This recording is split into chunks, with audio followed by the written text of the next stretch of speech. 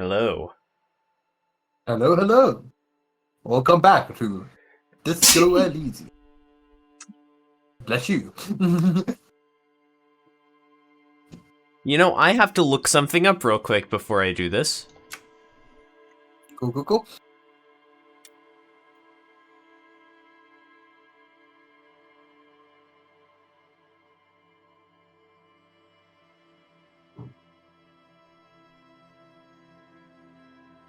Oh my god. What happened? Whiskey goes bad. Huh. You want to drink some whiskey? I don't think so, considering. Oh wait, right, I never posted the thing. Be alert.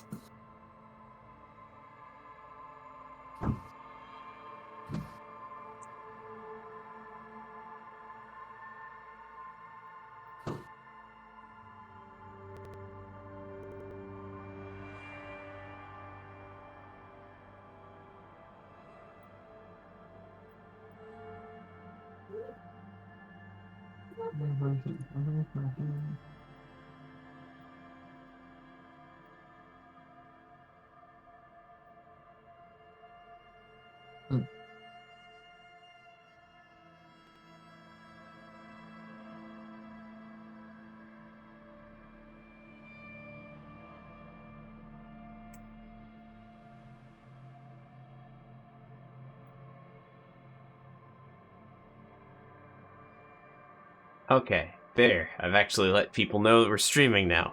I'm streaming. Hooray! February 19th, 2022. Is that the expiry date? No, that's the date I bought it. Okay. Okay. You're counting It me is out. half It's full, fine. which apparently means that it can last 1 to 2 years. Oh, you're fine then.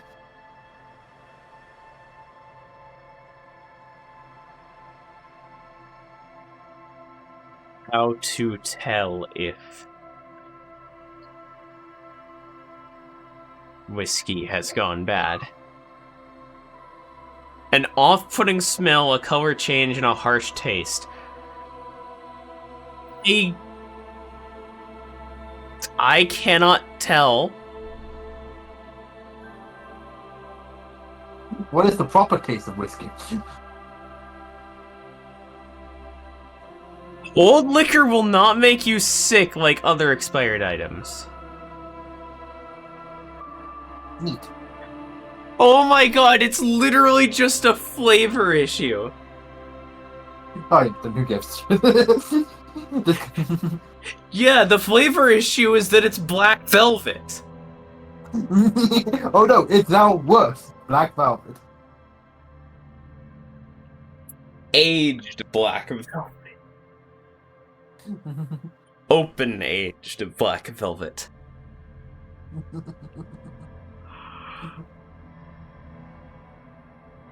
So, back to the game as we become in character.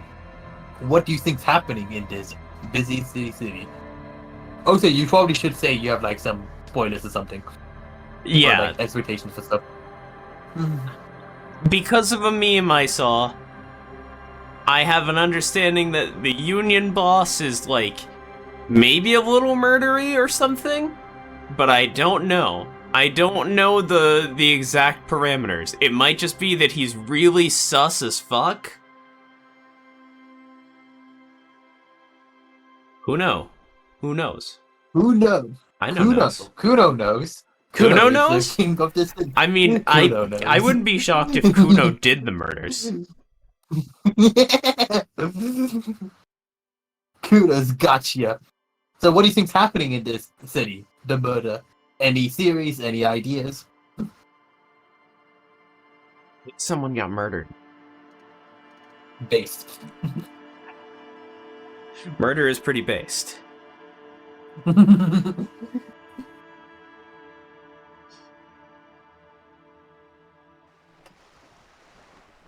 Oh god, right, we got our asses handed to us.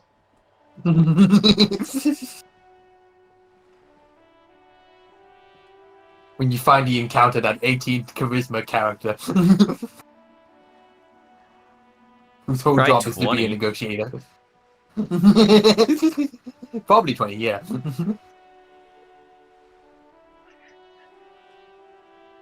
Wait, okay, so Black Velvet was there. What about when I bought the Caliber? Well, by definition, it would be over a year ago, because I had it in Missouri.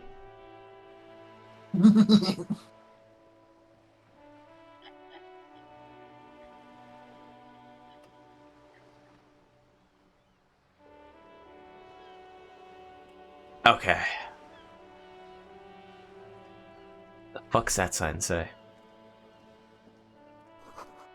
Docking reserved for residents of Rue de Saint-Ghislain. Rue de Saint-Ghislain. 33A. So anyway, we're just gonna leave her there. What's the plan now? Cape we Side have Crest, right? Apartments. Rue de Saint-Ghislain to Roundabout North. Oh yeah, we got quests. Like have an end of day debrief with Kim. Investigate Doom commercial area, end day of the week with Kim, inspect the victim's body, report your bad missing, find smokes and smoke them. Who put the clothes in the trash? Stores this information on a lynching. Who made the call reporting the crime? Singing karaoke and reading the watermarks. Shut up, girl. Right. I'm reading this quest. We gotta ask Gart. I'm a cafeteria manager, and I asked out my employees. Look at me when I'm talking to you. Oh, Who's saying that? you think Kim Short? There's a girl up there. Did she spill the paint? Hello. The streets will flow red once more. A great torrent rushing down Rue de Esperance. You wait and see. The girl stares at the sailboat by the pier. Hey, I'll drink to that. I read one thing on the internet that said there's no danger in drinking expired whiskey. So, whoa! And the internet never lied to you, right? Holy shit! What's wrong? I almost just accidentally splashed it into my eye. Oh, you want to do more eye damage? There's no danger to drinking whiskey, but it is dangerous to my eyes. Oh! Oh! That's a new flavor! You know the funny thing? I'm pretty sure it's better. It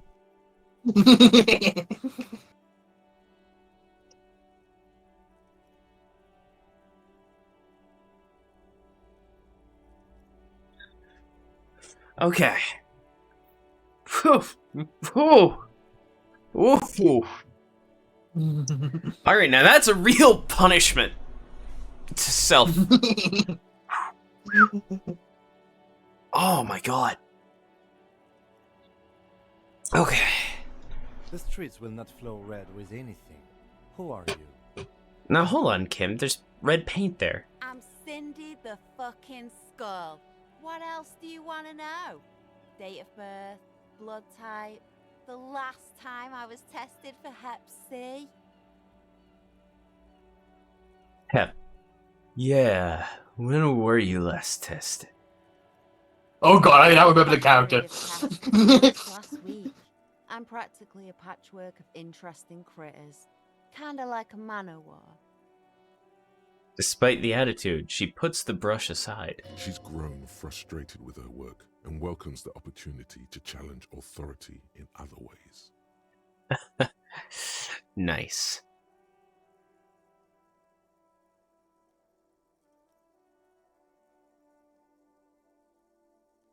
Do you know anything about the recent murder? I I ain't no snitch, pigstein. Go forth and forage in someone else's shit. No shortage of squealers in these parts. You'd think that. Actually, there is a shortage of people who tackle in a normal, calm, informative manner. We weren't put on this earth to make your life pleasant, fucko. What are you doing in the wall? Can't you tell? I'm painting a beautiful mural, an aereo graffitio visible from low orbit. I haven't really started it yet. I'm waiting for the right words. She studies the wall, suddenly pensive.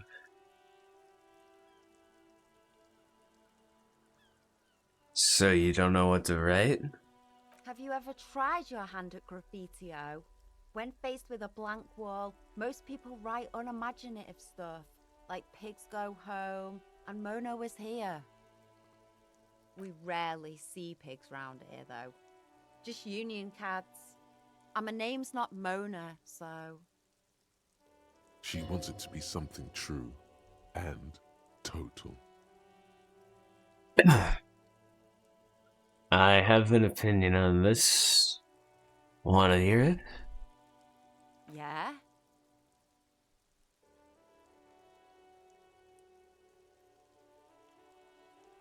Sorry, Kim. I love public art. Yeah, what's the voice? Where's the voice? It was sort of more like this. There we go. I love public art. Don't mind us. Keep doing what you're doing. Thanks. I'm sure the inspiration will come to me now that I have an official RCM stamp of approval. You've lessened her desire to deface the building. Good job. Aw. Keep looking off to one side. What are you looking at? The lieutenant is desperately searching for another handkerchief. She turns her head to face the coast and nods disdainfully towards Joyce, performing maintenance on her boat. Hatred, disgust. It's difficult to tell which of the two is more present in her girlish features. The woman on the boat does not notice her staring. That is on her. Someone's It's got on. an eye on her. You mean Joyce? On a first name basis with her, are we?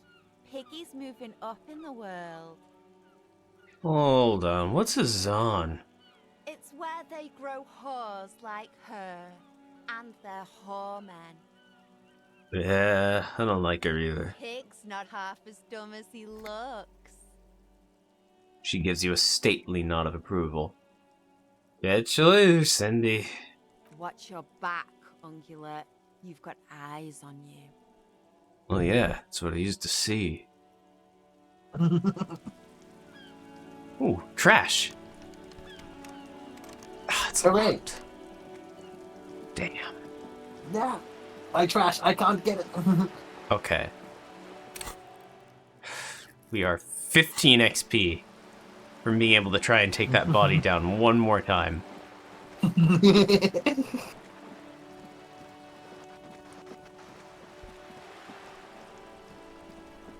You know what time I think it is? What's the time, Mr. Wolf? It's time to punch out a, fucking better racist. Greater Revachol Industrial Harbor. Wait. Maybe I'll have more to say now. Hola, wandering man. How can I help you?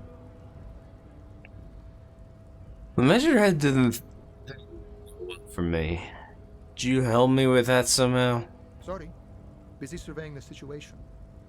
I'm sure you'll figure something out. You guys have all sorts of gadgets these days. Wiring mapping, telescopic batons, futuristic circuit bending to infiltrate harbor machinery. Maybe you could even knock that Kowalczyk crane over using some remote controls. James Bond. Or calling in tactical air support. You guys have air support, right? Wait, we have air support? Why didn't you tell me? Because we don't. We don't have Arzobot or any of those other things. I get it. Hush hush about the secret technology. He pats the side of his nose with his index finger. Something changes in his disposition. A merciful smile in the corner of his eye. All right, I may have some advice for you on how to deal with Jean-Luc there, out of solidarity to the RCM. It's low in technology, however. Wait. His name is Jean-Luc? That's hilarious. First, don't fight him, obviously. Second, get him to share his theory by being subordinate. Admit your lack of expertise. Basically grovel. That's how I do it. You're welcome. Maybe that would work. We'll have to see. Well, I'm not gonna do That that. would Are you work. kidding me? But then you would be an uber racist, so no thanks.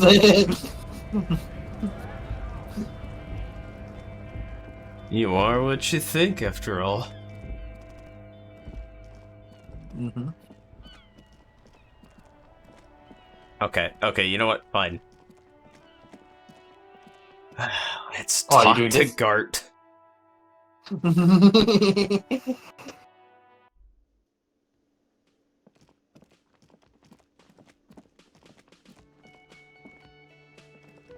Real mature, man. What exactly were you trying to accomplish? You do understand you still owe me money, right? That doesn't seem fair. You demonstrated some serious skills there, slipping away Sambo style. By the way, Sambo, or Samuran boxing, is an eloquently violent set of one-on-one fighting moves, originating from the Samuran Isola. Sambo used to incorporate a wide array of martial disciplines, from archery to mounted combat, but mainly means aesthetically pleasing single combat nowadays. Sambo style implies stealth, cleverness, and cool.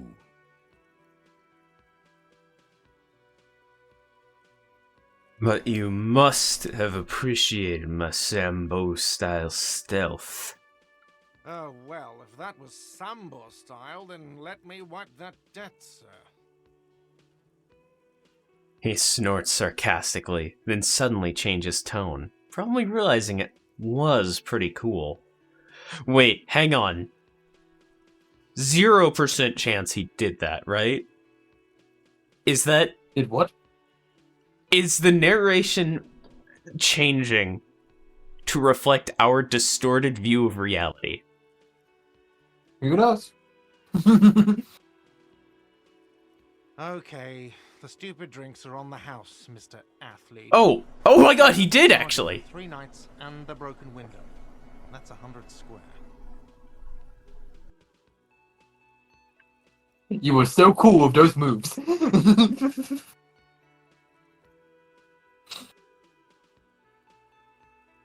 Oh god. How do you want to be? What would your character do?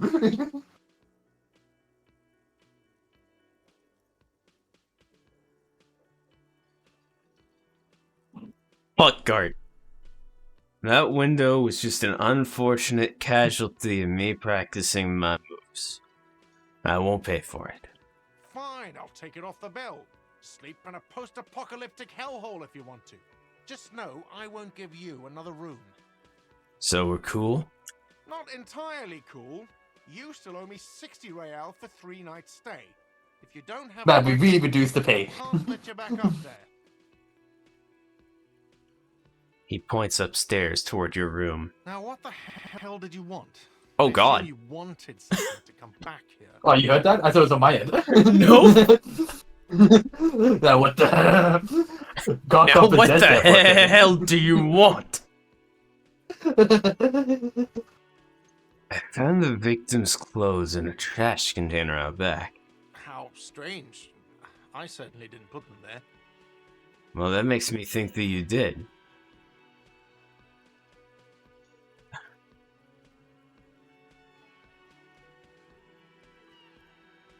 I feel like that's talking about me. I feel like that's me talking about myself. And that's too smart. As is that. Maybe you don't remember putting them there. Maybe you were sleepwalking or in a fugue state. I think fugue states are more your forte, officer. Don't you get French with me. Damn it, I have to choose one of these. Who else has the keys to the trash container? The trash collection service, CS Municipal. I don't see why they would put anything in the trash, though. Ah, the elusive CS Municipal. I doubt we'll be able to track down who was sent here last and when. This will have to be one of those little threads that solves itself down the road. Oh god. Is your PC like breaking or something? You have like apps in the background? A little bit. Oh, hold on, let me just close a few YouTube tabs. See if I can't. Oh! I'm not streaming. I am streaming you in 480. Fuck. Yeah, sadly. Okay. What else is high? What else is high usage over here? Are you like on power saving mode or something? I swear to God if I am. I'm not, but I swear to God if I am. I'm on power saver! Yep. Power saver this whole time? Yep. Holy shit, that explains so much! God damn it! You should always have that now. It's like a fucking part of your troubleshooting of anything happening. I should, but I'm gonna forget. Fuck it. Another shot for that one. One glug. Look. Bottoms up. Ooh. Ugh. Ugh.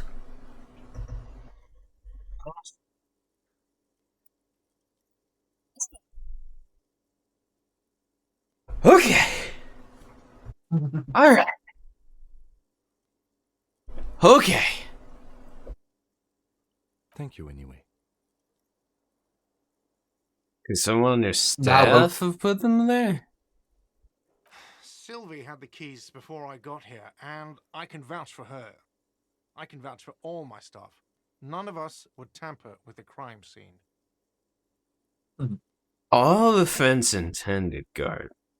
But you don't exactly seem like you have a solid grasp of, social skills. And also, you have like multiple cafeterias that you're managing by your own words. Thanks. So you would have less connection with, things. Thanks. Let's talk about someone else. Yes. Something else.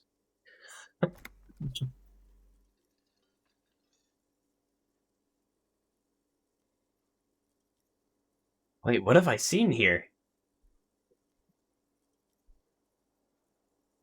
I mean, I know I have to say it.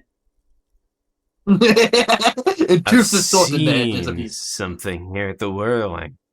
Gart, a thing I need to talk about. What thing? There's something else I want to talk about. Just go back. Wherever. Saw a sign said the mess hall is reserved for the Union. Yes, not the whole damn Union, thank God. Just the nastiest and loudest faction.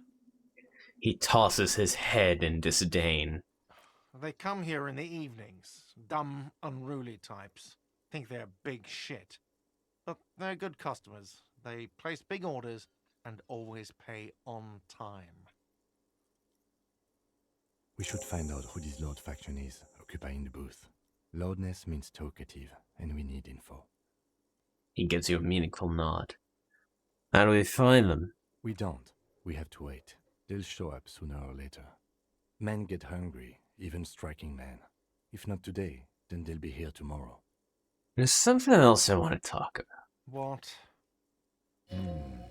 You feel like you should come back to this thing-based questionnaire if you see anything interesting in the whirling later.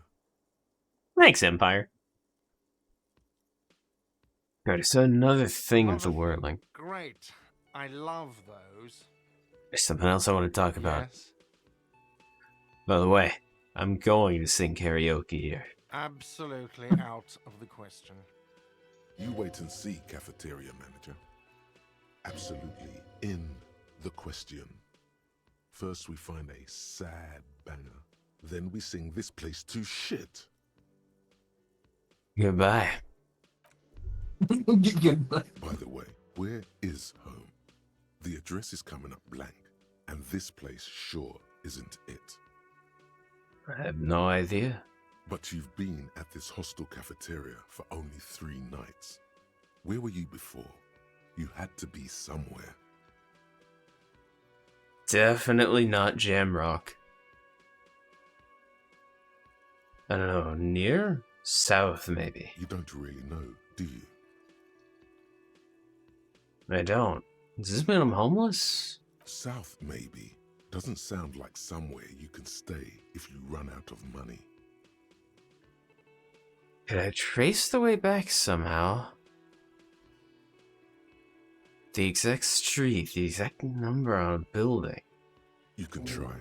Run some addresses in your head when you get the time. Maybe a street or an apartment will appear. What game?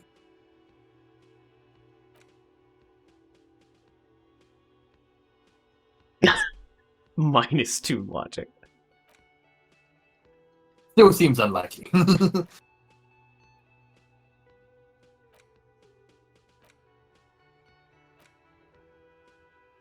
Well, you need to have a skill point to unlock for this sort. Yeah.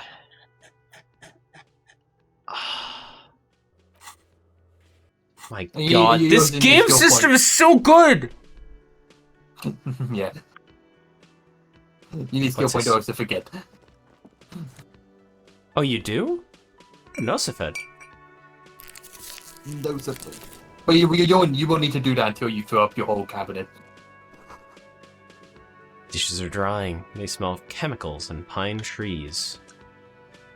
Nice. More money! Oh, hello. A thin Money, money, man money. is smoking below an exhaust hood, occasionally sipping from his mug. This must be the Whirling's cook. As you step in, Your he nods toward the table and says something in a completely foreign language. The only words you can make out are Garancy and Kubek. Kubek. It must be his name. Garancy. Garancy Kubek. Sounds representative.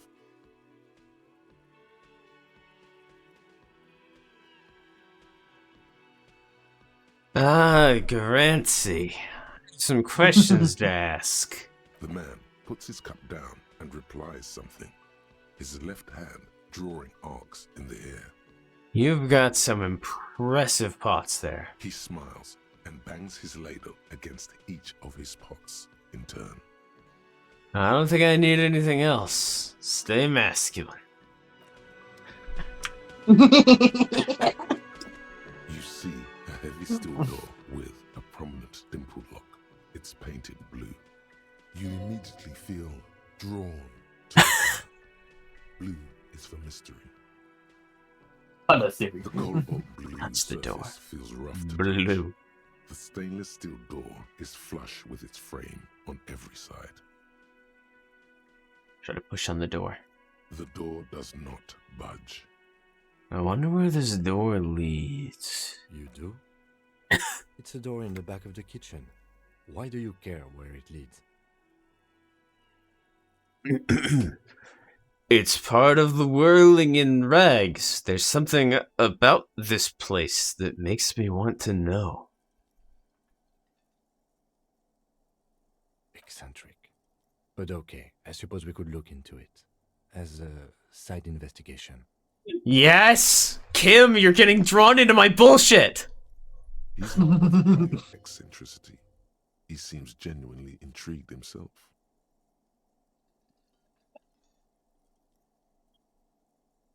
The door and the main investigation will merge into a stereo investigation.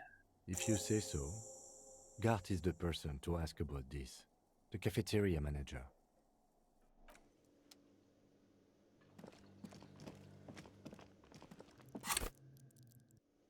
Still no XP.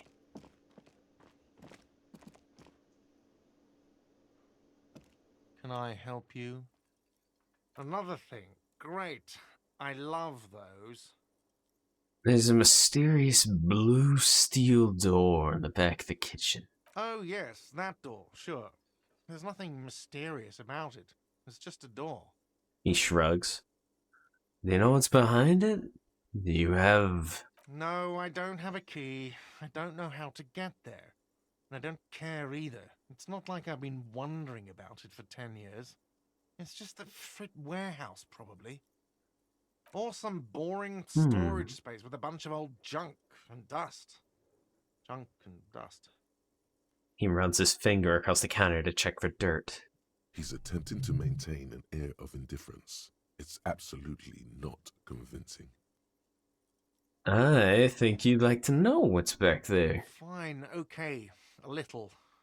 But my job doesn't leave me time for wondering about one locked door in one of the cafeterias I manage.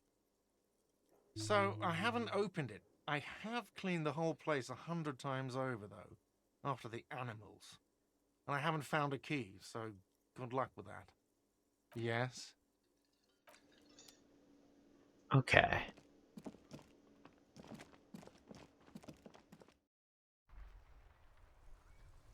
I apologize to the homeless. But I must sin.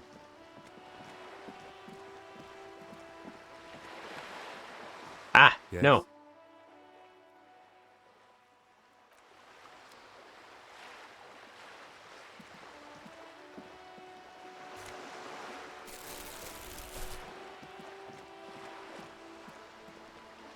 Take the bag.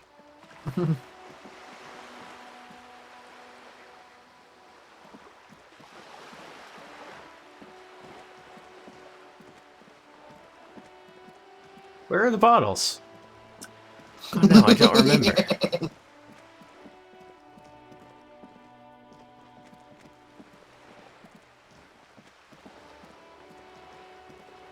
Okay. Well.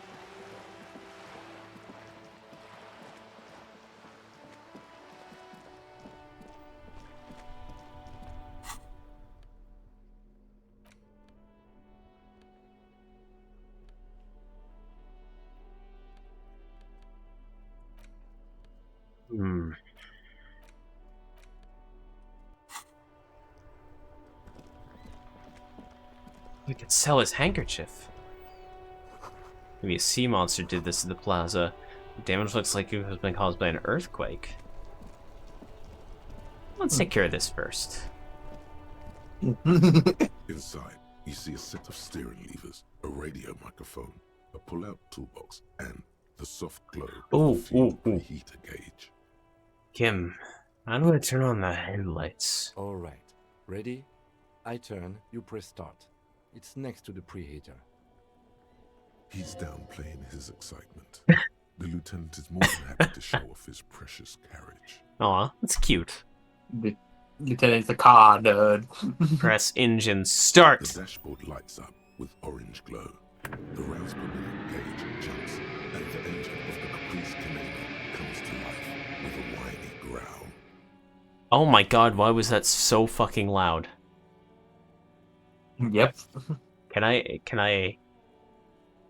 No, it's supposed to be that loud. Yes, but can I just... I don't want it to be.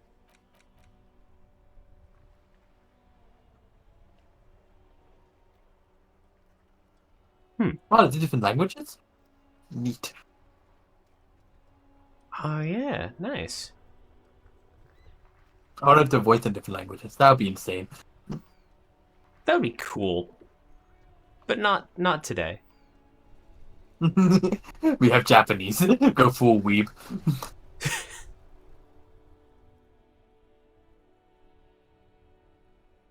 Press the button labeled headlights. The lights unfold with a little click, casting electrical light onto the ground before the vehicle. There you go. I'll turn them off from the remote once you're done. We just need to stand in front of the machine now.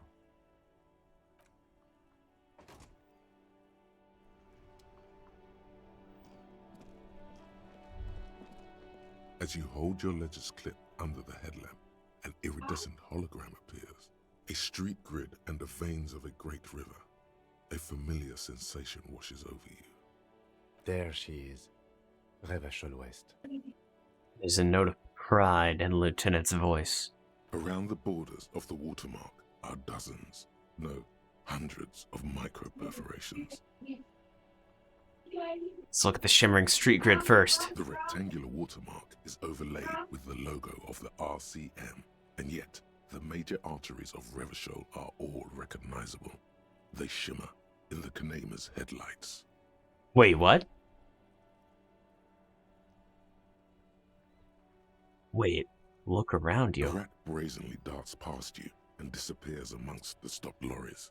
In the distance, a child somewhere shrieks. Wait, I live One here? reprimands her in a voice no quieter than the child's cry.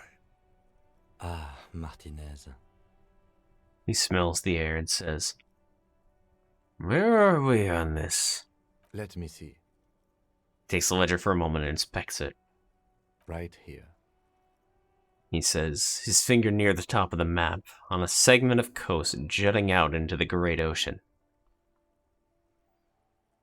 Seems nice, No, it does not. Lieutenant says without optimism. Look at the perforations. There are many of them, and they are divided into 3 separate rows. Oh no. Well, it didn't solve it, but at least, you know what, it's fun. It's fun. Tell it the different rows! The first row has 18 dots. Not bad.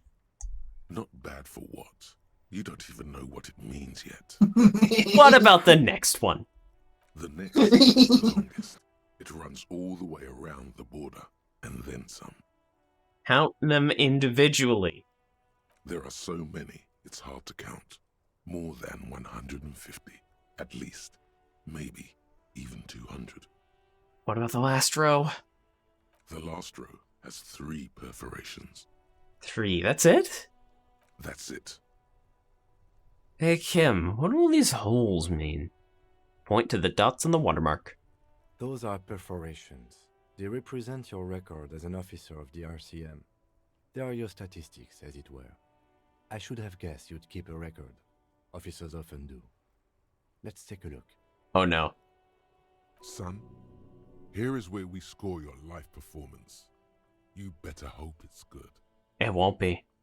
The first row represents your years of service. Breakthrough imminent? 15 years. Okay, not bad at all. What did you do before you volunteered?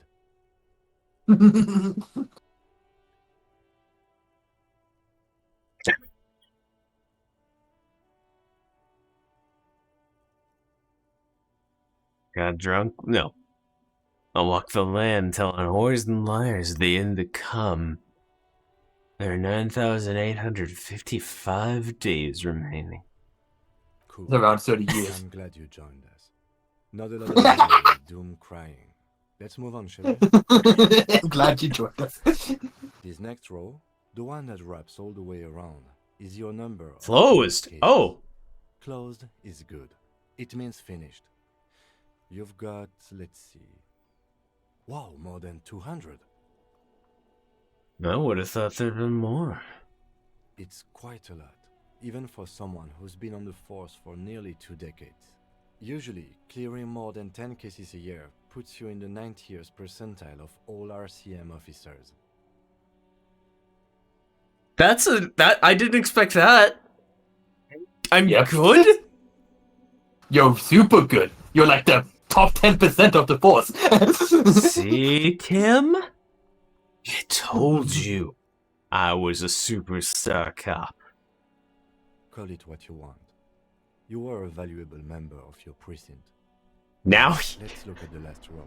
now he respects me. Yeah, it's like, wow.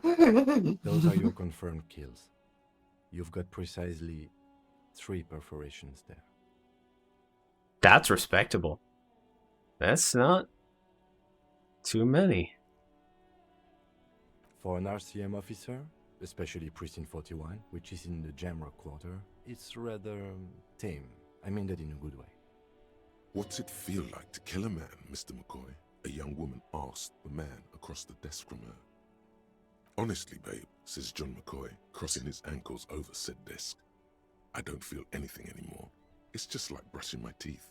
I do it once or twice a week and don't really think about it.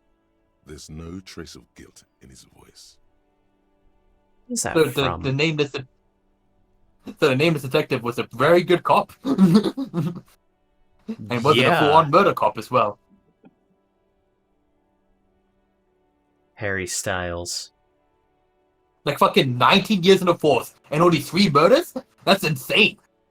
Like even in like a pretty like imagine like upper class type of district. And nameless detective doesn't seem to be working there.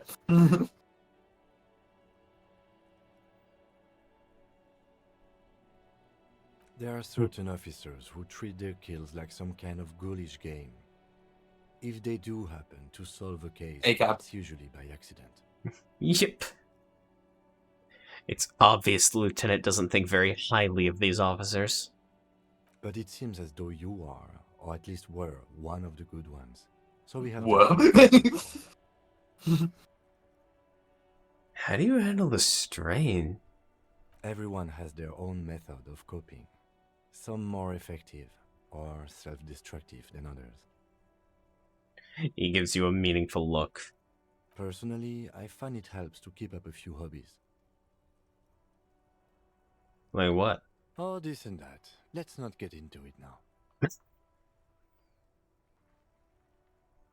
Maybe I should find a hobby. Why not gardening? You've already got the gloves.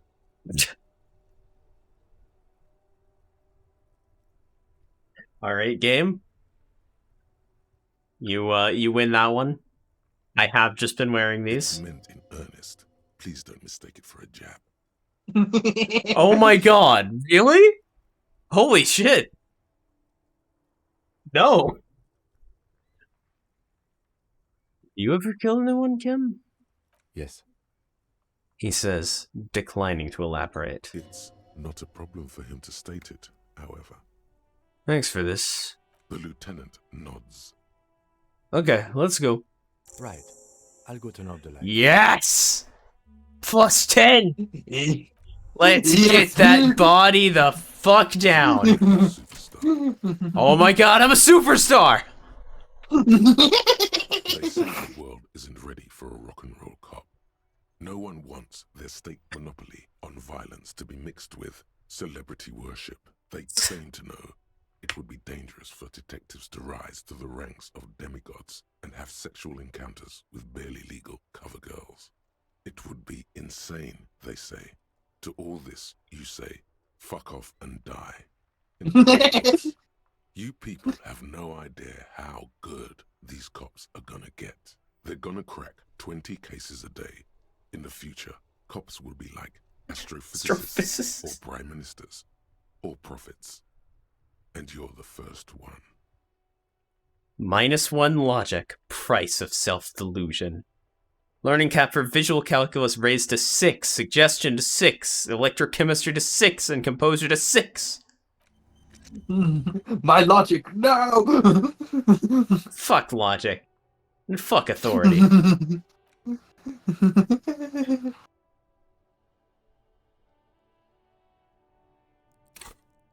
Okay. Now. Finally.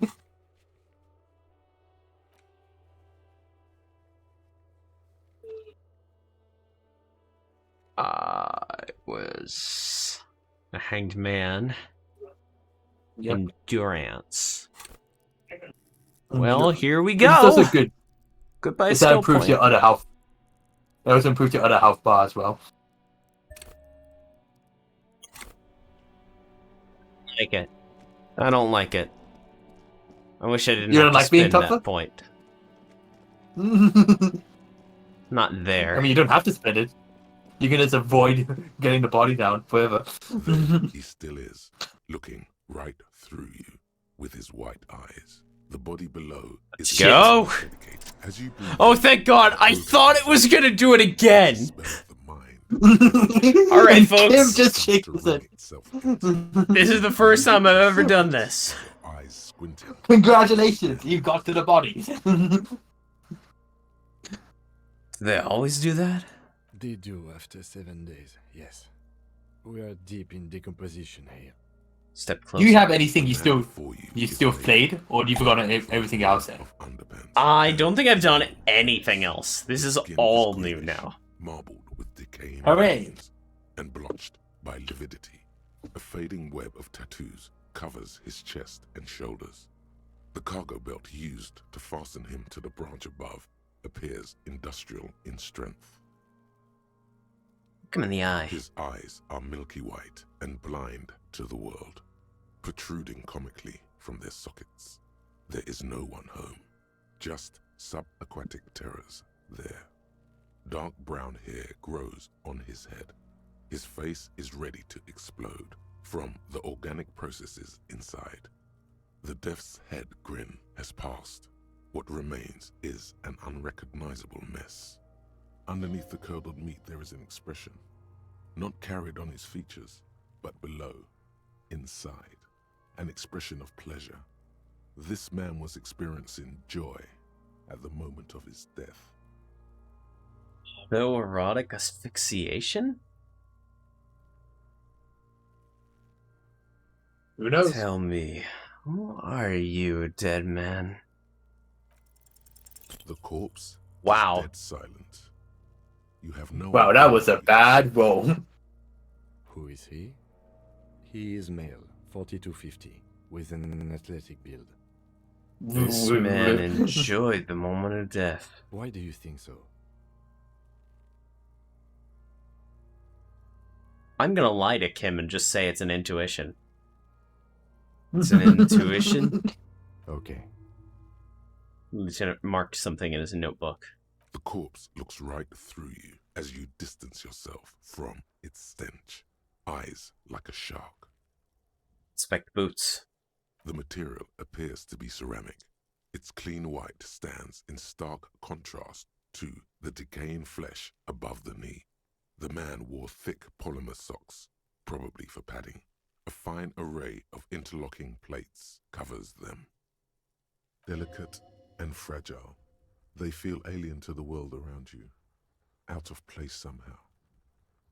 These are clearly not boots. They're armor, possibly part of a larger set. Oh. These aren't boots, are they?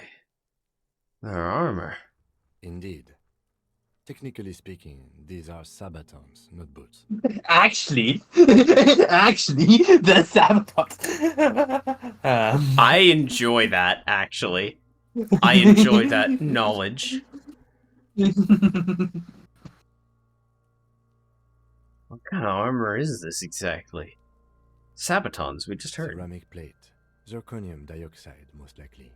This is where the make would be. Where? Under the heel. Fairweather. Fairweather model T500 VE. I'm guessing that's vitreous enamel. This is advanced stuff. The material looks out of place here.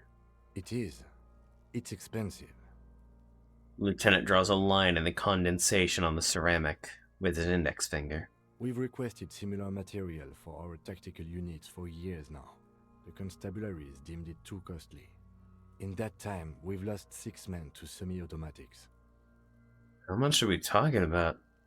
For a full set, about 4 years of wages. Ka-ching, baby! Nodded the boots. By catching, do you mean, let's not log them as evidence? Let's steal them? What was that about the constabulatory before? You need to push some buttons if you want to recruit the lieutenant in a conspiracy.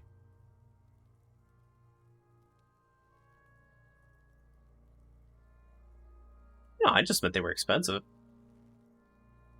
Kidding me? I don't need boots. I am boots. No, that's not what I meant. Of course. Pull the boot.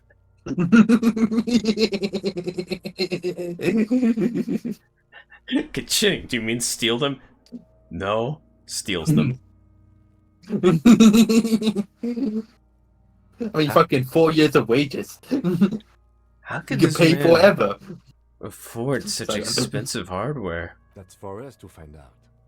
My initial report on the area suggests he was a security guard for the harbor company. But that's just hearsay. Initial report? Just something I scraped together from my station. An area report on Martinez. I'm sure you did the same. He's not actually sure of that. He's just being tactful. This look pretty advanced for a security guard. I agree. This equipment is way beyond what a guard can afford. What about the rest of it? The locals probably scavenged it. It would be odd if he had more on after 7 days. We should keep a lookout for these species. The armor could yield information. This is one thing he might actually know. Maybe he's just wearing these boots and there is no rest of the armor. No, I think he had something precious underneath the clothes. They had to remove the jeans and shirt we found to get to it. And this kind of armor is often worn under fabrics. Hmm.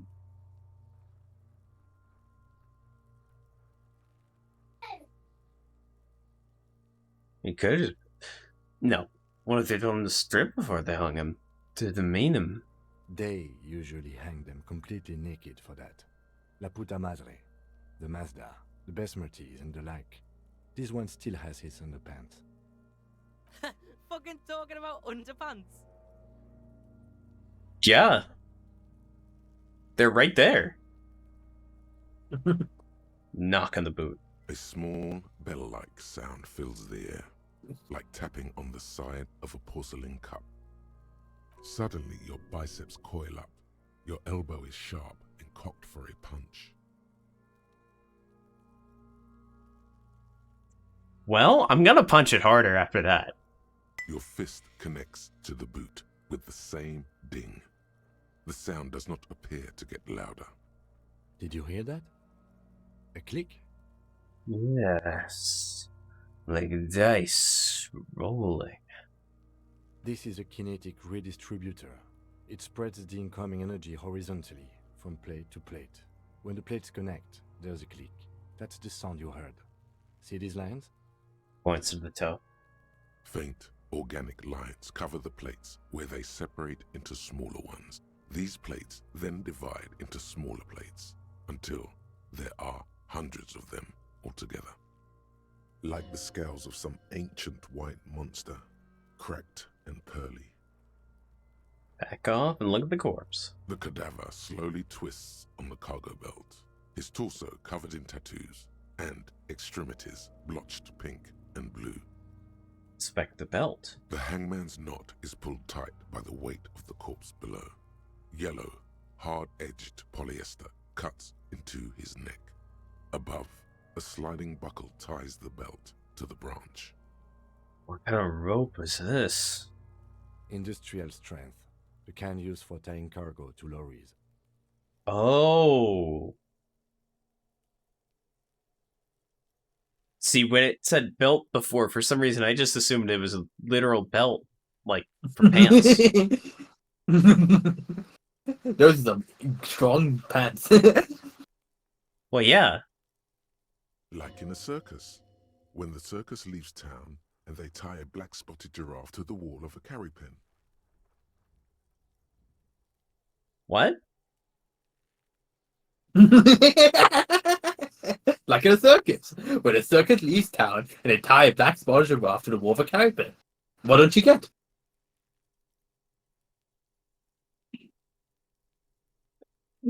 Like in a harbor, like in a circus for transporting black spotted giraffes? In a...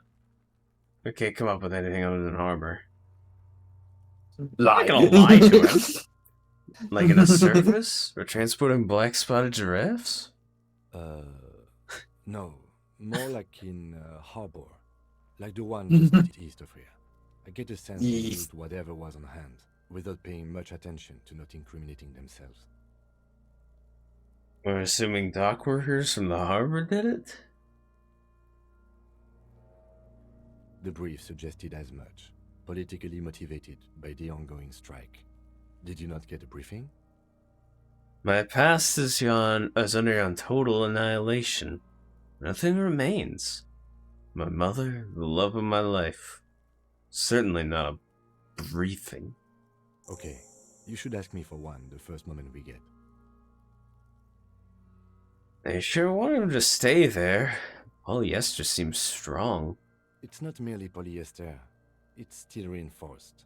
He rises to See these inspect the lines? news. This is where the wires run. I see rabbits for more than 20 strands. This makes getting him down much more problematic than I had assumed. How'd they even get him up there? A noose is one of those things that's easier to use one way around. He points to the buckle, tying the belt to the branch above. Did they climb up using the kid's ladder? Point to the one at the side of the tree. That ladder can't carry a grown man. I didn't see any splintering either, did you?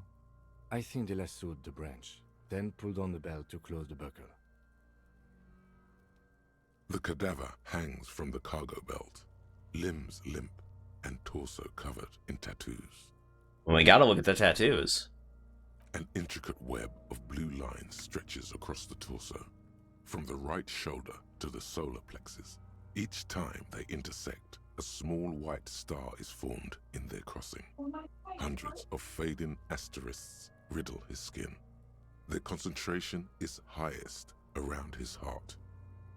His corpse is marked by stars. Will mine be marked by? Alcohol and heartbreak. Nice. Your fist clenches suddenly. It will be riddled with disco. Decay is creeping on the tattoo. Already, most of the canvas that's holding it has darkened. Now, it disintegrates slowly, letting out a stink. Is this a national pattern? Of no nation that I know of. If anything, it reminds me of religious illumination, last or penultimate century.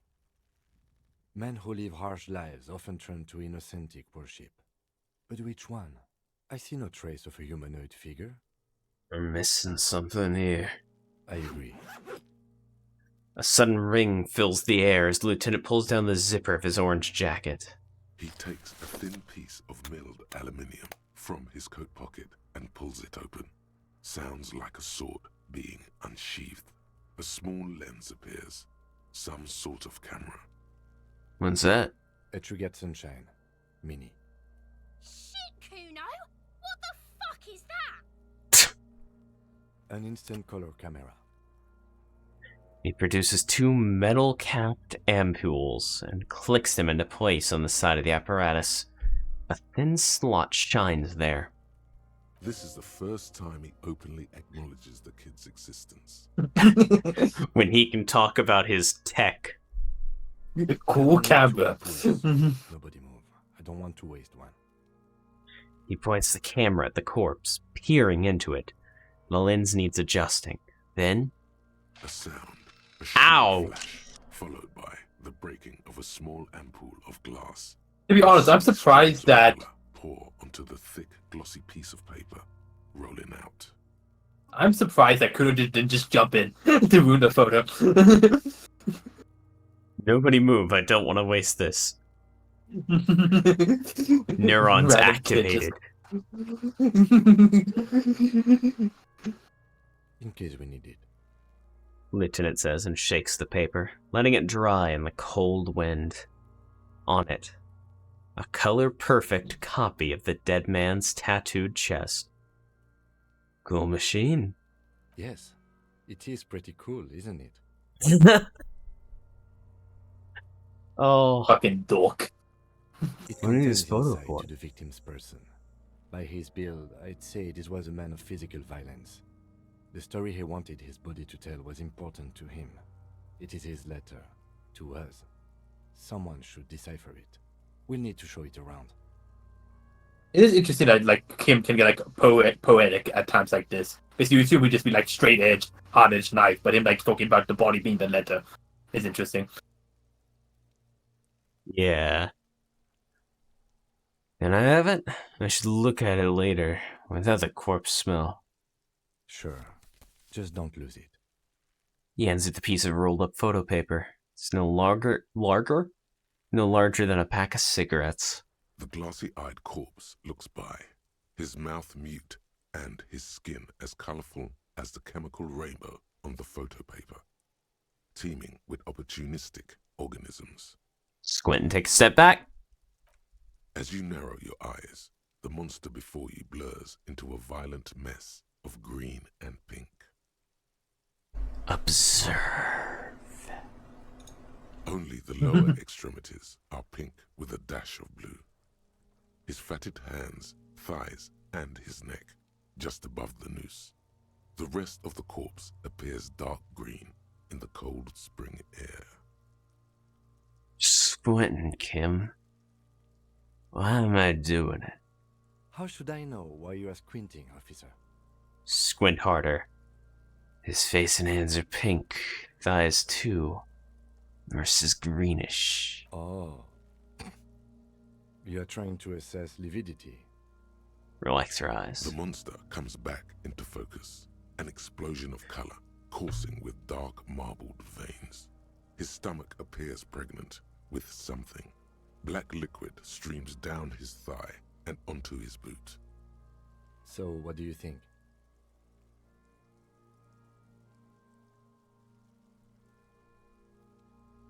He's beaten up. See the bruises? I do. Most of them are post-mortem. Maybe even all of them. The delinquents have made our jobs harder with their little sport. Stop talking in riddles, coin slot. He means you fucked him up good, Kuno. Fucked him up brutal-like. Brutal, like. I think he's dead. I agree. There are crow's feet in his eyes. He's laughing silently. Totally dead. What is dead, anyway?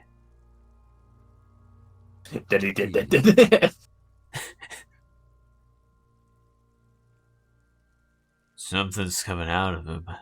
A pool of blood and feces has eaten into the frozen mud below the man's feet. Purge liquid is dripping into it, drop by drop. The victim appears to have contained no more than half a kilogram of digestion at the time of death. The fuck he's saying? Talking about shit.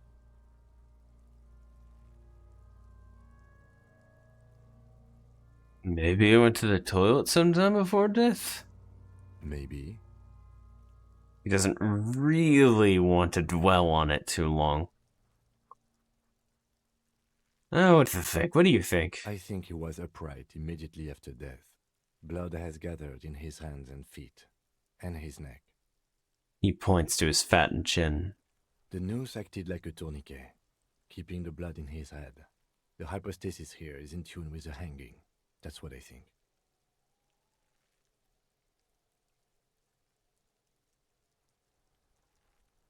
Nope. No, could it still be that he was moved after death? There's always a chance. We should check for ligament marks on his neck to see if they're in tune with the belt. We'll have to get him down first. Back off and catch your There is breath. no breath to catch. Only the cadaver filling the air and your nostrils. He slowly rotates before you, decomposing. So, how do we get him down? Are you sure we finished the preliminary examination of the cadaver? We might miss some of these things once he's down.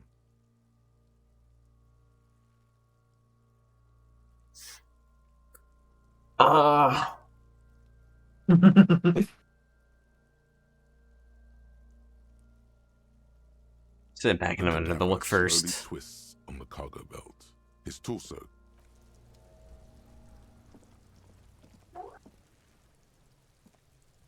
Fuck does Kuno care?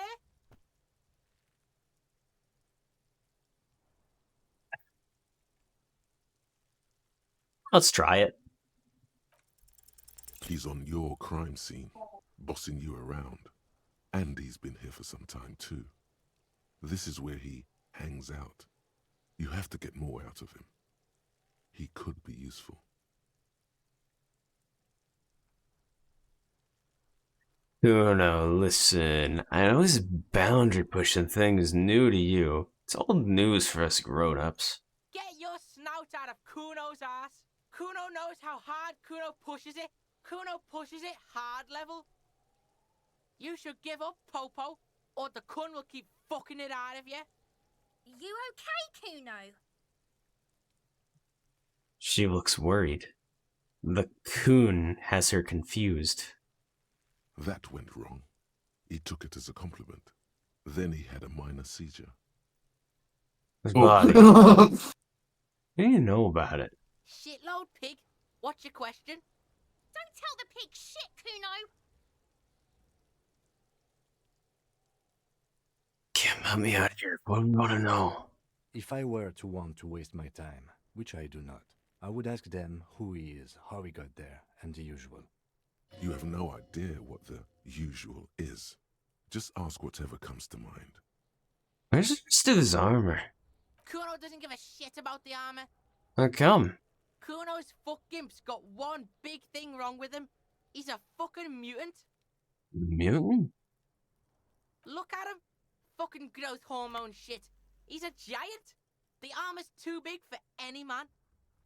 Kuno doesn't give a shit about that freak armor. Kuno threw that shit away. Oh, come on. He's just pretending that he doesn't care because he's too small for the armor. What do you mean you threw it away? Kuno tried to get the helmet on. It was too big.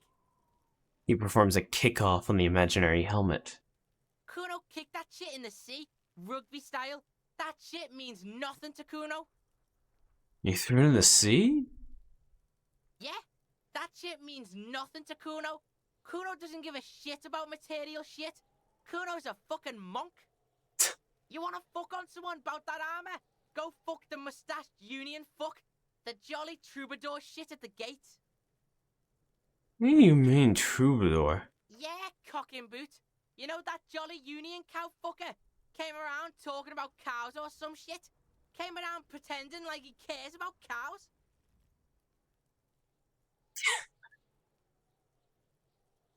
So yeah, he's the one you want to talk to. He's fucking crazy about that armor shit. Coming here pretending like he likes cows. Trying to catch a peep at Kuno's armor. Go to the gate. Ask him yourself. Yes, this troubadour has it. You can feel it. You know who he was? Kuno's fuck gimp. Kuno uses the fuck gimp for target practice. End of conversation. Very strong. You should be this stoic.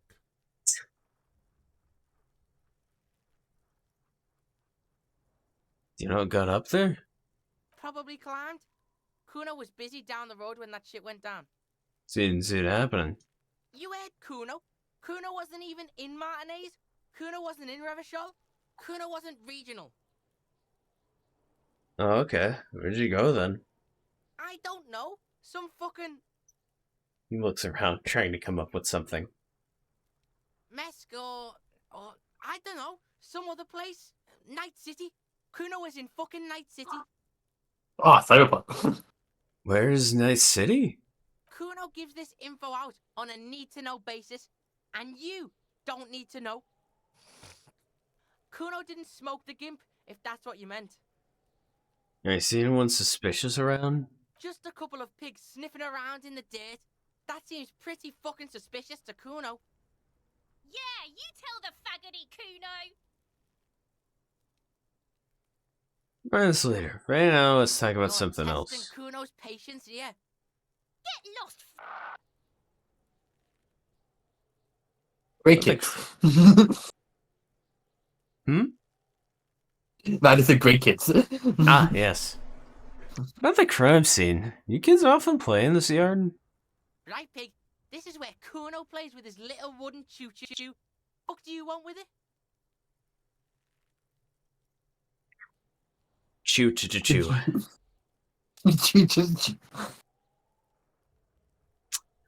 Dead man's clothes were in the trash container. Point to the container. How'd they get in there? Yeah, Kuno doesn't know shit about that. That shit is beneath Kuno. Right, about something else then. Shoot that shit at Kuno, dumpster diver. What's in the greenhouse over there? Dunno. Kipta's gardener used to work there. Oh, that sounds like some kind of fantasy slur.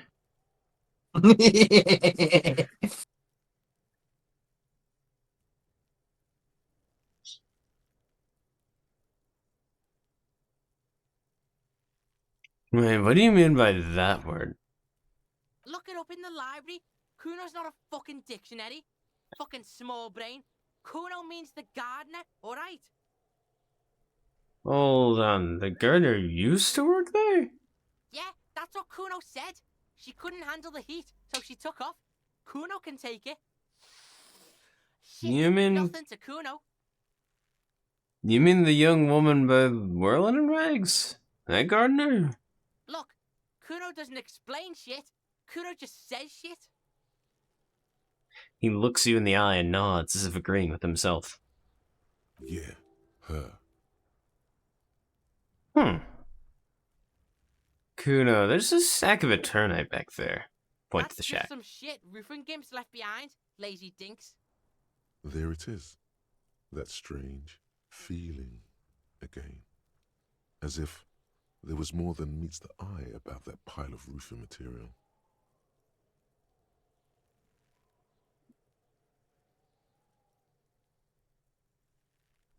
Yes, yes. Some shit gimps left behind. Rose gimps left-handed? The fuck are you talking about? Kuno doesn't know what handed gimps they were. Trying to get you to talk gimp, Kuno. Don't talk. So you say, but I saw past the veil. The fucking well. The fuck are you talking about? Ask me a normal question, pig. They're trying to make you feel stupid, Kuno.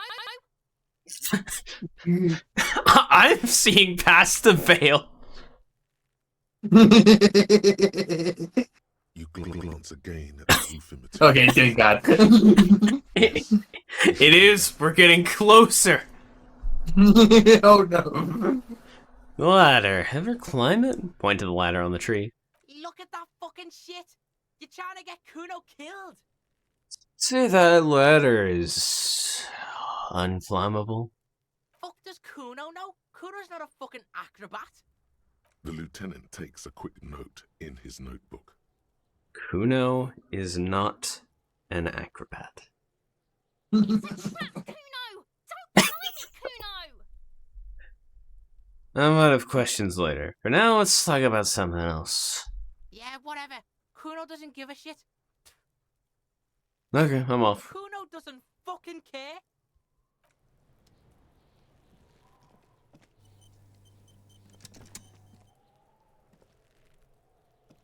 Kuno, the pig's getting pretty close to me. Come to snuff my shit out, I think. No, we can get more from Kuno later.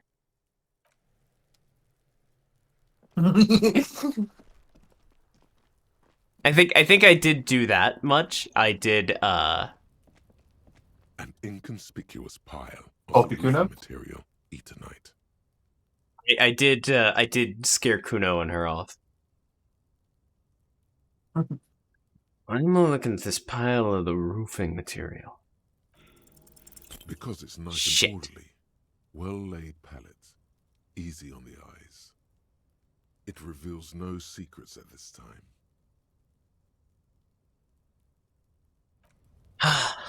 Okay. The nameless detective is blind. It's only alcohol.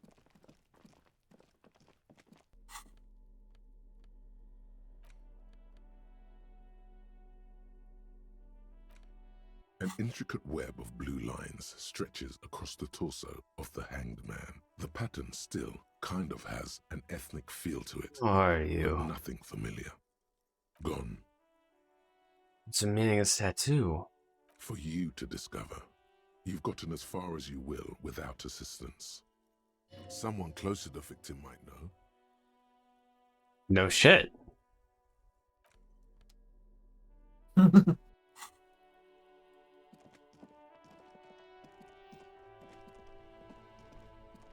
Hello again, officer. How are things? I can't ask her about if she's been fired.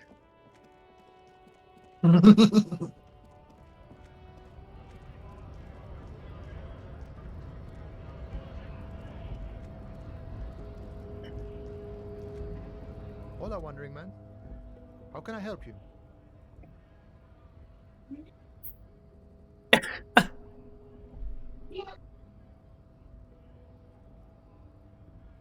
Hey. No. You know, loan first. Questions later. I bet you're on money right now. Can you give me some of it? Sure thing, my friend. I can help you out. Flips a coin towards you. Time to catch it. The coin Oh, lands shit! into your hand as if it has always belonged. Good job. The swallow returns. Appreciate it. Always glad to help out the RCM. Shame I can't do more.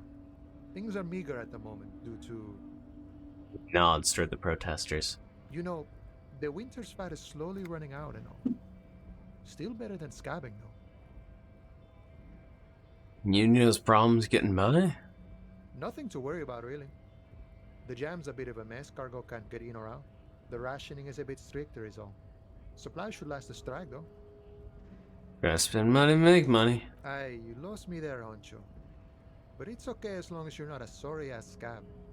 He looks at them in disbelief. Hey, you're the man in boots at the gates. Una said you know about the armor? The little boy had the good on his promise. His promise? To get me into trouble. To sick the pigs on me. Pardon the choice of words. Not mine. What happened? I was asked to look into that armor situation. Official Union probe, you know. Track it down, see who took it. Did you? At first I thought, why not? Maybe the pieces can feed the strike. Buy us a few more days under the sun, you know? So I went to this boy. He said he'll make me his prison bitch. He's got eyes everywhere, and the cops in his pocket, and he's the king of Jamrock. Serves me right for doing menial footwork. I dropped that probe right then and there, and it still got me into trouble. One bad move is all it takes. Probe into the armor. What'd you learn? I learned that people don't want to talk to a drunk Union man about some armor. What else? Not much. Technical stuff mostly. That was the interesting part. Sort of technical stuff. I did some research into this armadura. Let's say I have friends at the library. I didn't get into the material science, just how it comes off. How does it come off? In parts. 4 in total. The helmet was the first to go. The kid says he tore it off and kicked it into the sea. I believe him. The boots were still on the guy last I saw. Too hard to remove. So, as I count, there are 2 parts missing. The gauntlets and the cuirass. This is where I left off. Too much hassle. More like a job for some militia. Oh, the 4 pieces? Helmets, your helmet, grass, gauntlets, boots. What about the leggings? Oh, they're just gone. They don't exist anymore, if they ever did at all. Forget about them. I did.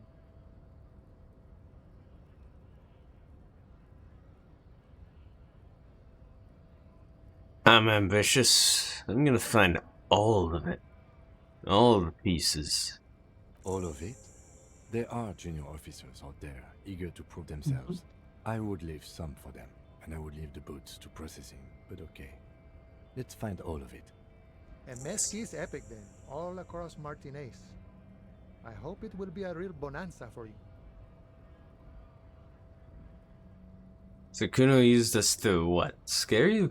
It's a minor nuisance. It's all good. He contemplates taking a swig from his flask.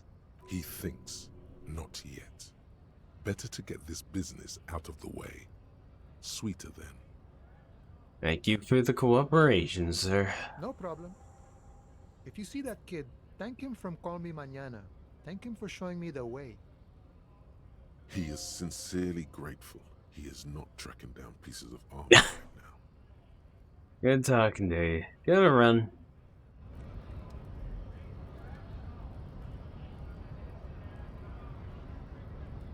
Okay, let's punch a guy. Let's go punch bitch.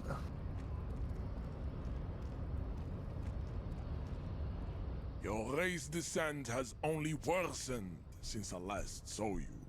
You have really let yourself go. Even odds. Let's go! Oh shit!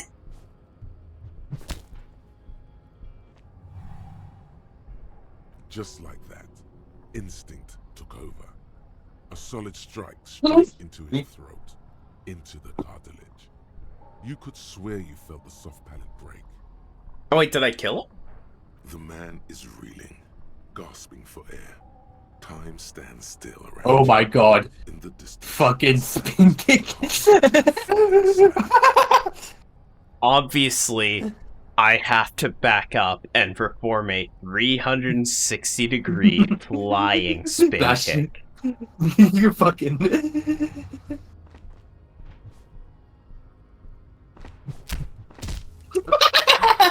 I didn't expect that to work!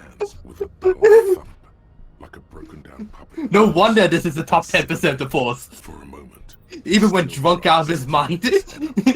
Especially when drunk out of his mind. With unopened surprise. To your left is the button. Disco Inferno. Disco Inferno. As you slam your fist on the button, the man collapses entirely, his head rolling to the side. Looks like you're the new measurehead now. Title inherited. Her voice is surprisingly calm. No one is the new measurehead. Before he gets up. Lieutenant makes haste towards the door.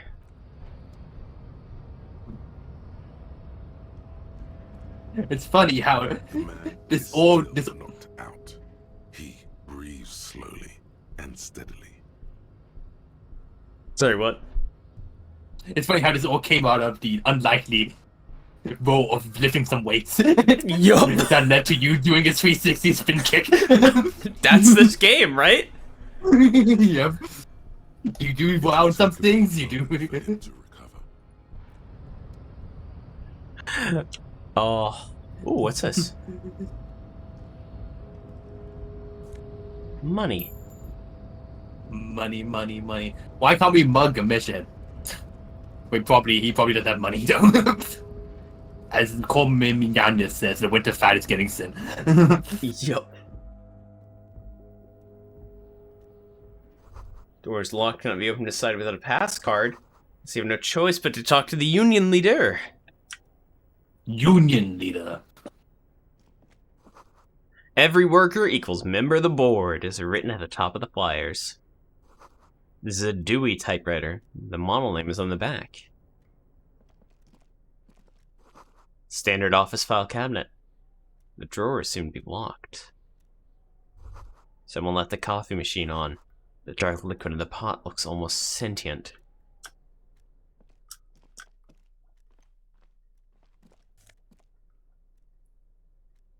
Postcard, Les Jardins 21. 21, that was a couple of years ago. Mhm. Book, La Fumée, Volume 1, Number 4. The front of this quarterly journal features a large satirical portrait of the late King Friesel. From the sides of his head, a pair of white antlers spread to the corners of the cover. Why antlers? Because white antlers are one of the symbols of communism. They represent a society in accord with the natural world and at the same time above it. What? Naturalistic communists, I guess. A shameful Naturalistic way to fun. treat a former king, even one as underwhelming as Friesel. Why Friesel? Endurance. Because Friesel was incompetent, foolish, and cruel. In short, the embodiment of everything the communards wished to overthrow. It's satire, you see. Flip through the pages, see what catches your eye. To your disappointment, there aren't any full-color pictures to direct your attention. Just column after column of closely set text, interrupted occasionally by little doodles in black and white. See, this is why nowadays communists just use video essays. After rifling the pages with your thumb several times, you return to the table of contents.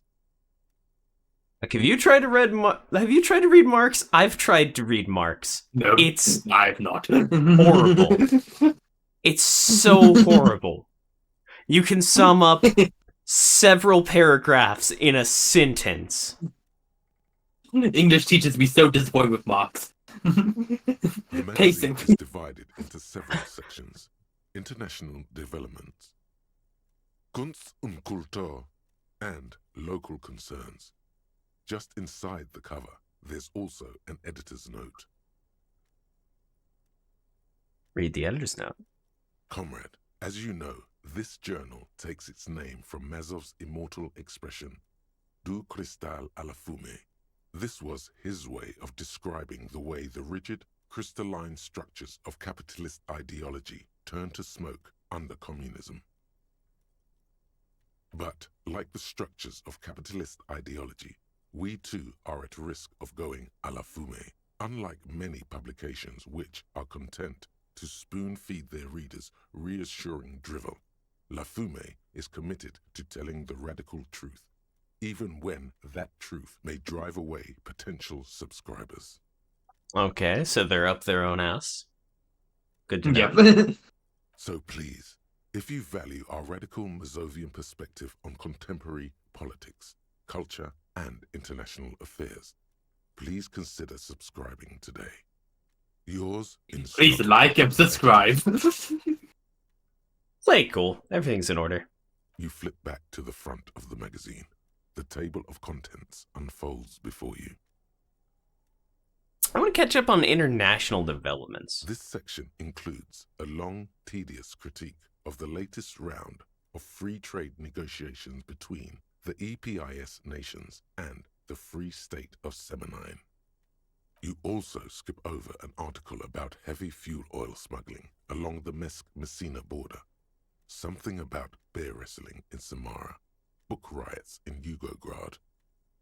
Face it, you really aren't interested in foreign affairs. True. You're not even sure where most of these countries are.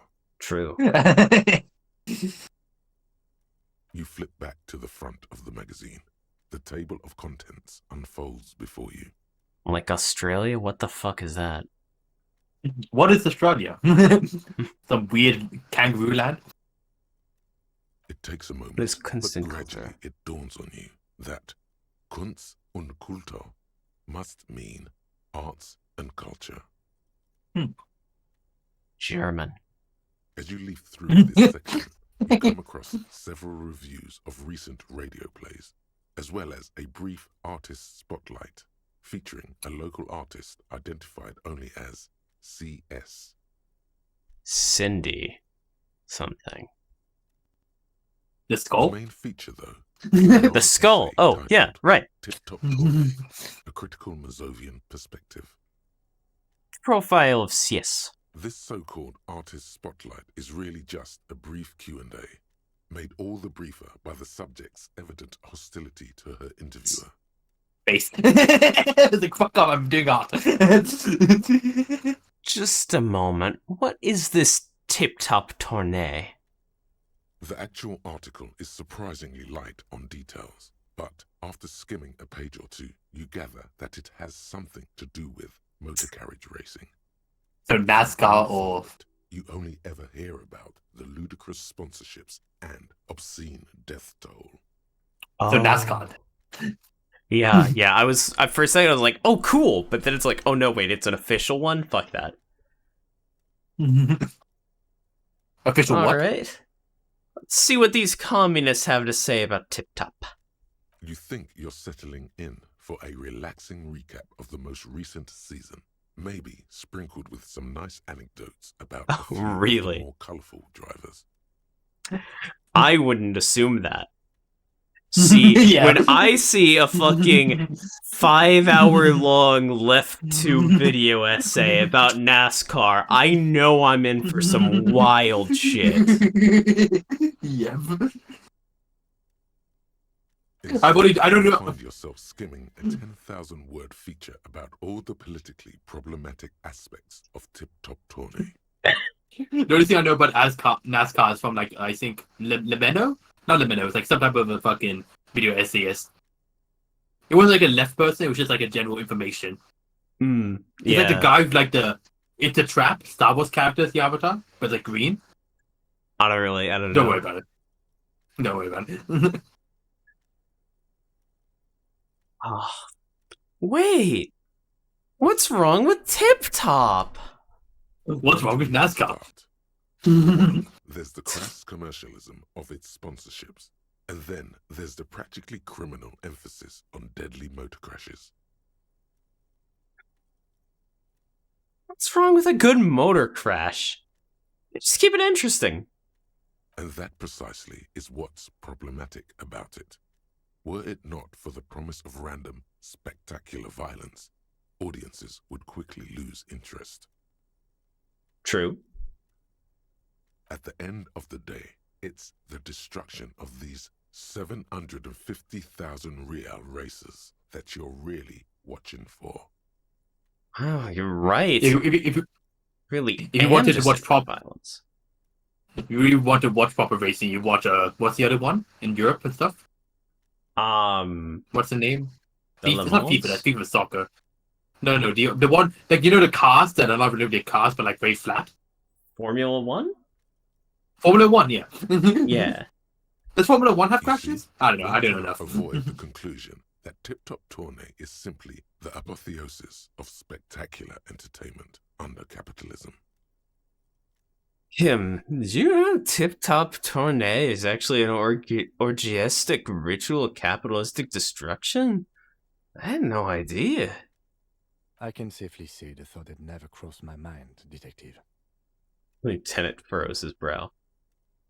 I wonder what else is really just a metaphor for life under capitalism.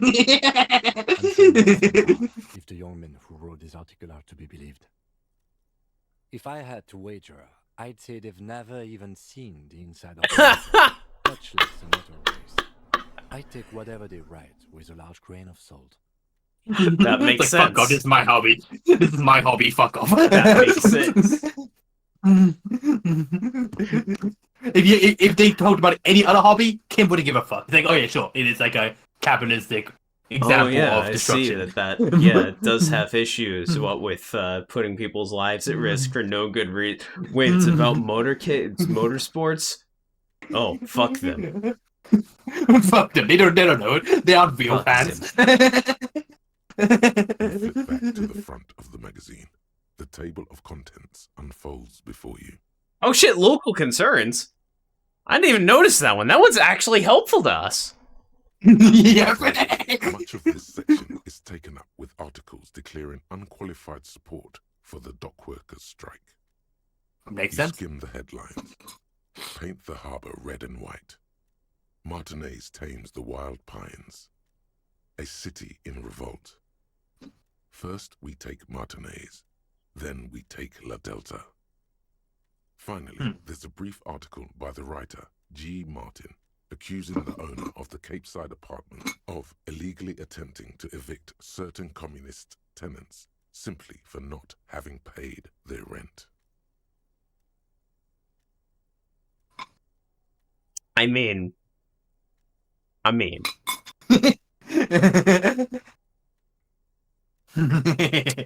charging rent just to live somewhere is pretty outrageous. The writer G. Martin remarks dryly that capitalists love wealth redistribution, so long as it's only redistributed upward. Trickle down economy, baby. Like, it exists. Totally. I don't know if this is a joke about, like, how much, like, so many, like, communists love to state the most, like, banal, obvious shit about capitalism, or if it's actually supposed to be a thing that most people don't know because a surprising amount of people don't, like, just believe that or know that. Take it as I both. think maybe both. Yeah, I think both, TBH. You flip back to the front of the magazine. The table of The Estonian contents writers unfolds probably have seen before this a lot, but and also probably know the rest of the world don't know too much about it. Yeah. Put the magazine away. Bye-bye, magazine. Oh. Thought complete. White morning. Mm. And the little guy gets smaller and smaller as you rise didn't voice above the this? dollhouse world. You see him out in the snow, on the streets, in the shop on the corner, and finally, in a matchbox house. Sitting by the window, white flowers on the windowsill. You can smell them from up here. It's awful. A white morning. A modern death. Divorce, or something similar. All you can do is put more distance between you and him. Make him smaller. Make him less you. 20% zoom out distance! You can now zoom out more.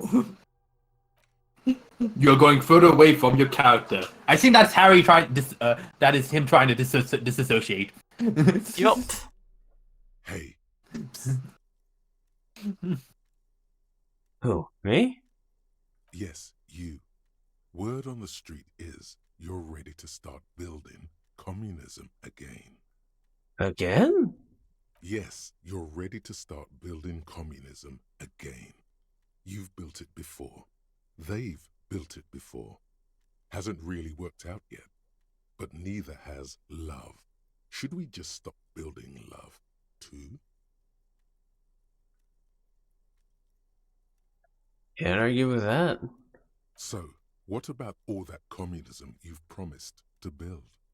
Word on the street is you've woken up from 1,000 years of slumber, promising to erect a version of communism many times greater than any attempted before. Is that true?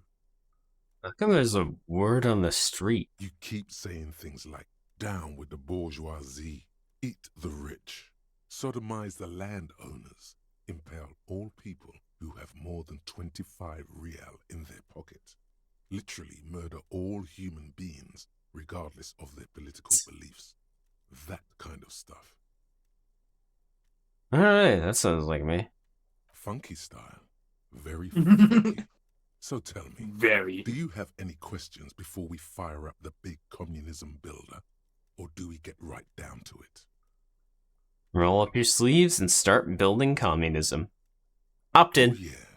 Get the firing squads and the animal wagons ready. Roll your sleeves up further and breathe in the pristine air. Thought again.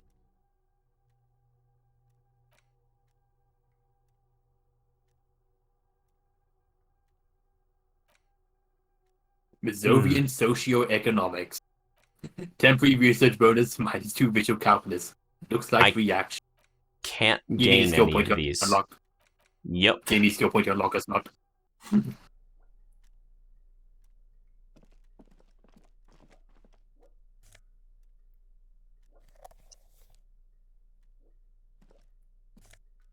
More drugs. Oh my god, yes.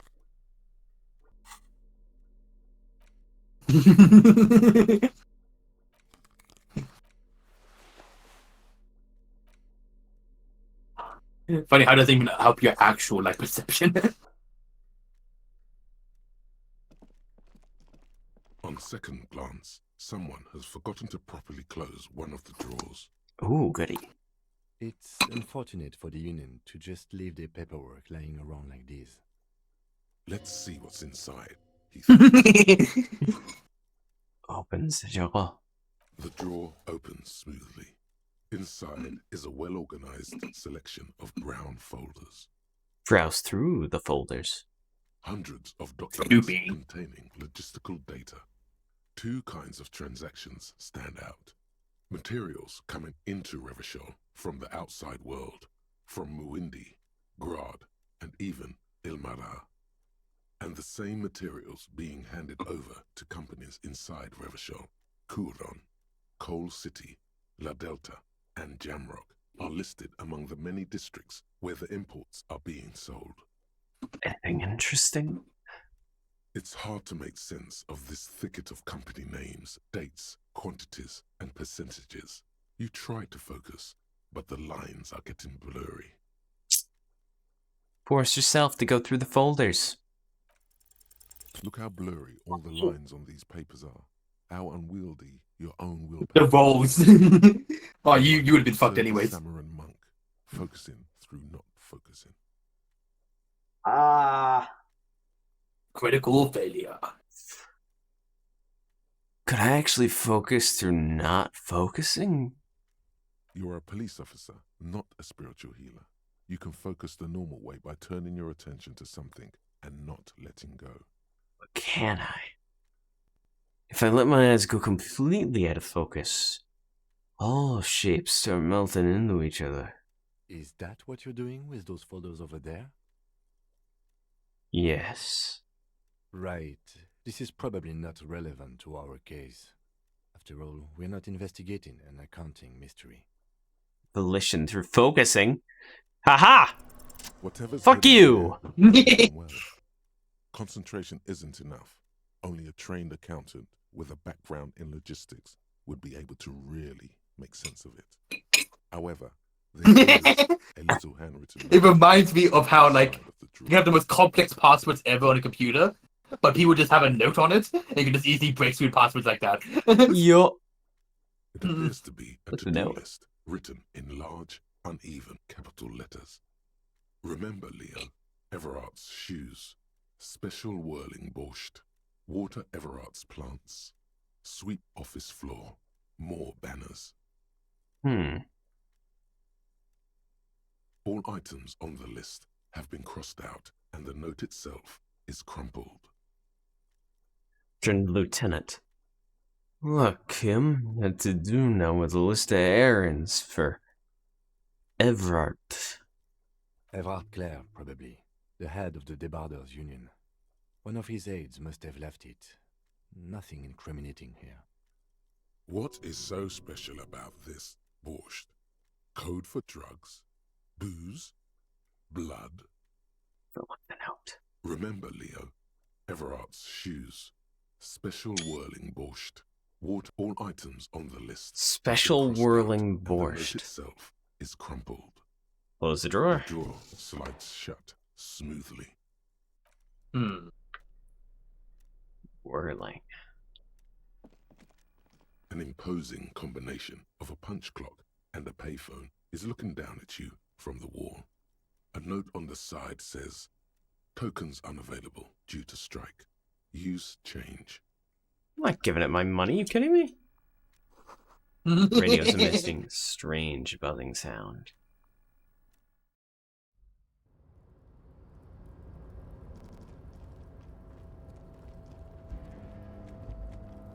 Okay. Collecting rainwater. Nice.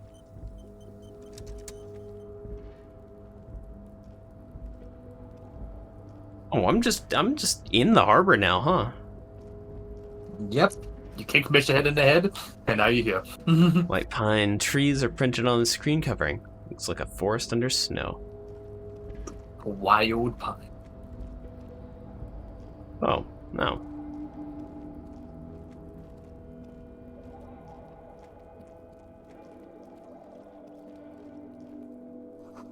Numerous empty bottles of Commodore Red and potent Pilsner.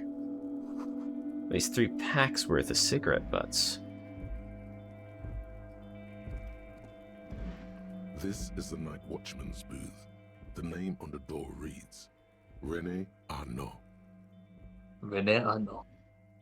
Cam, I'm gonna take a quick look inside. If you must. But please hurry. We are pretty easy to spot up here. Nothing incriminating catches your eye. The cabinets are clean and their sparse contents meticulously organized. There's a framed photograph on the table. Fuck it, I'll take the picture.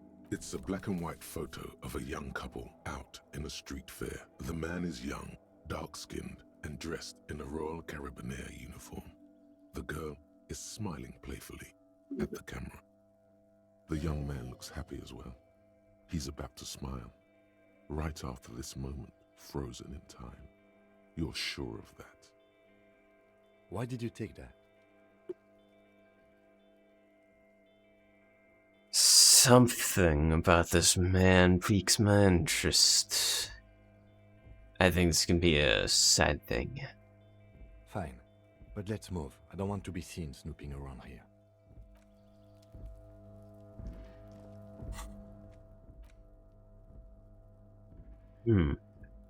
Okay.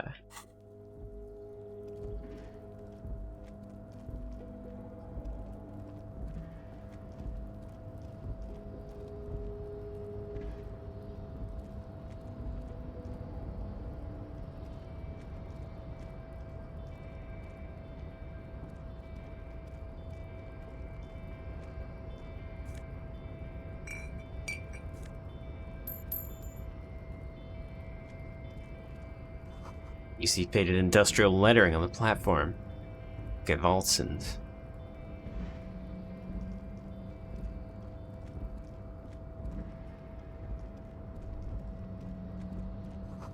Shipyard ahead is oddly quiet. The great machines are sleeping.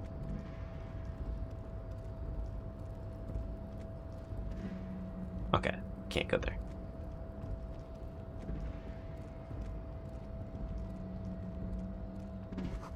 Speaker tower is silent. There's no work to organize in the yard below.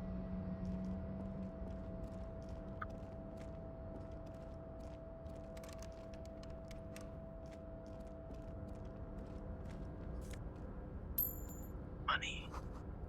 Industrial-sized thermos. Oh, Smells like burnt coffee.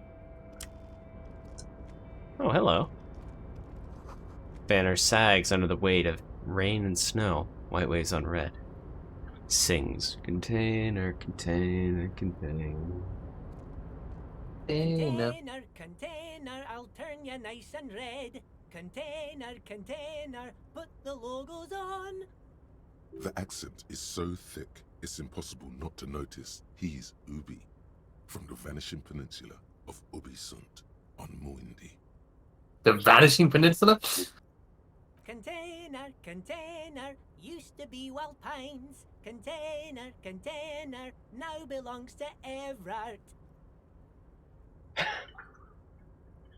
Tiny man is so engaged in his work, he doesn't notice you.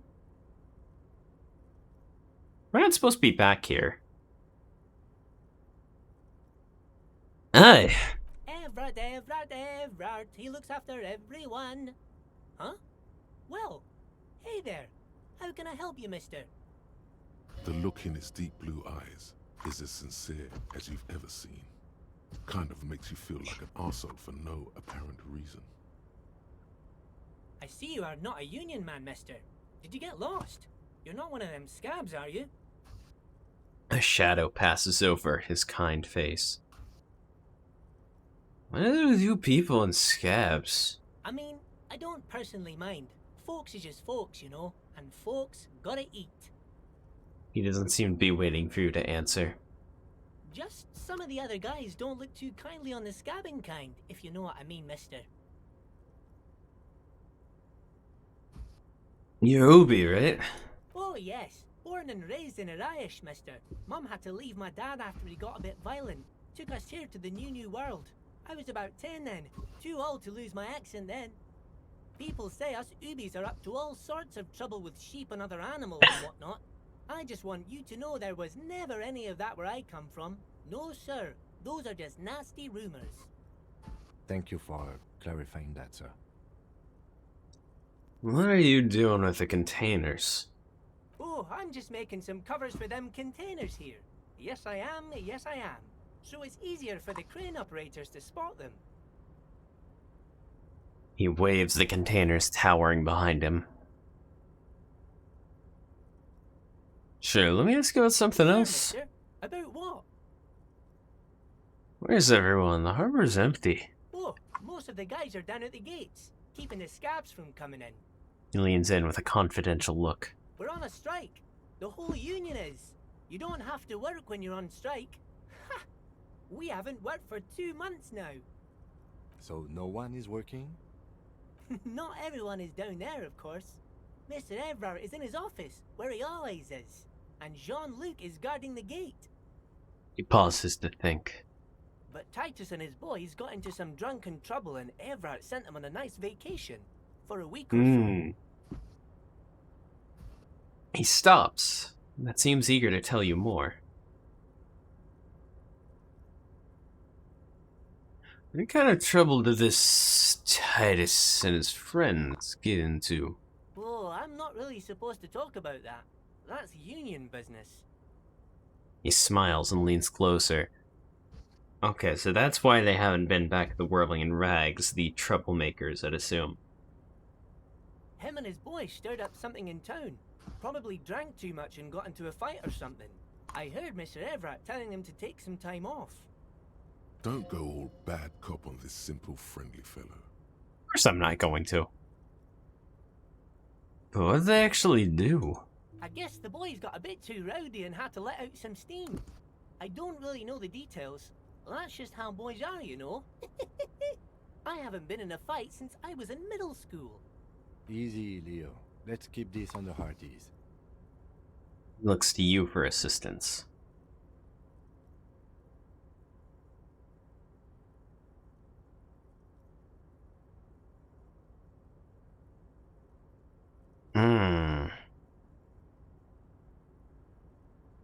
I kind of want to hear about his middle school fight.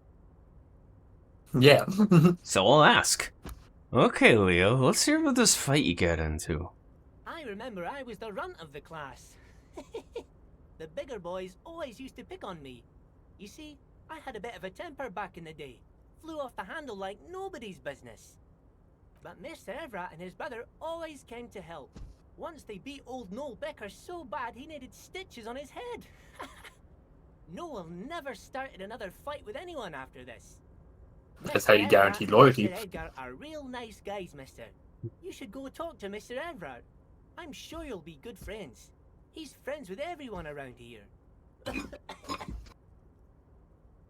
You're never getting anything useful out of him. It's good enough. That was useful. Everard has a brother called Edgar, and he helped Leo. Okay, yeah. But it's still, that's pretty useful. Yeah. What are you talking about? You, Leo, who wrote the note to make more banners? Oh, yes, yes. I leave all kinds of notes for myself. That old head of mine ain't so good at keeping things in no more. I almost forgot about the borscht. What was that about the borscht? Oh, yes. I've been taking special whirling borscht to the men every day since the strike started. It's very, very good. Makes a man feel so warm and happy. I feel like I could take on Mr. Renadan's boar dogs every time the lunch is done. Power borscht, huh? Never heard of a borscht that turns little guys into dogfighters. Alcohol, however. What do you mean by taking the soup to the men? Is it for striking? Yes, yes. I'm taking it to them. The borscht keeps them happy and in fighting spirits. Makes you all warm inside. They brew it in the Whirling in Rags. Hold up, who makes it at the Whirling? Oh, the Whirling's cook. He makes it. Them is always talking with Mr. Manana in that weird language and laughing together. He doesn't speak what we speak. He's from Grad. Looks like the borscht is spiked. I'm gonna look into it. Oh, sure, mister. Sure. You do that. Yes, sir. It's in the container over there. Point to the container suspended from the crane's arm. Oh, that one. That should be empty as far as I know. Lots of containers here have nothing in them. They're just waiting to be loaded up. Do you work here? Yes, yes. Everybody needs a job, and this is mine. I'm Leonard, by the way. Leonard Bellick. But everyone calls me Leo. The little man raises his hand in a welcoming gesture. I'm like Mr. Everett's right-hand man when Mr. Edgar is out of town, and Mr. Edgar's right-hand man when Mr. Everett is away. Actually, Miss Beaufort is the right-hand man, but she's a lady. Who is this, Miss Beaufort? Lieutenant looks up at Leo. A real pretty lady with a skin like those Douai Sucre candy bars my missus likes so much. Them are real nice to suckle on once the dinner is done and me and the missus sit down beside the radio. The candy or the skin? But I can't listen to the radio all the time. There's so much to do around here and I'm always busy keeping things running here. Yes I am, yes I am. Stay on this Miss Beaufort topic. Hold on. Who's this Miss Beaufort you mentioned?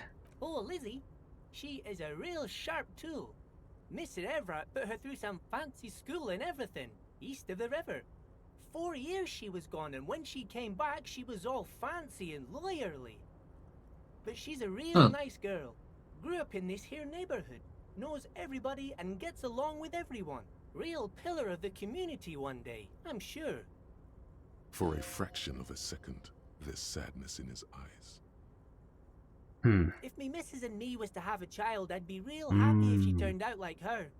But she can't have kids. Dr. Lemaitre said so, and she knows about such things.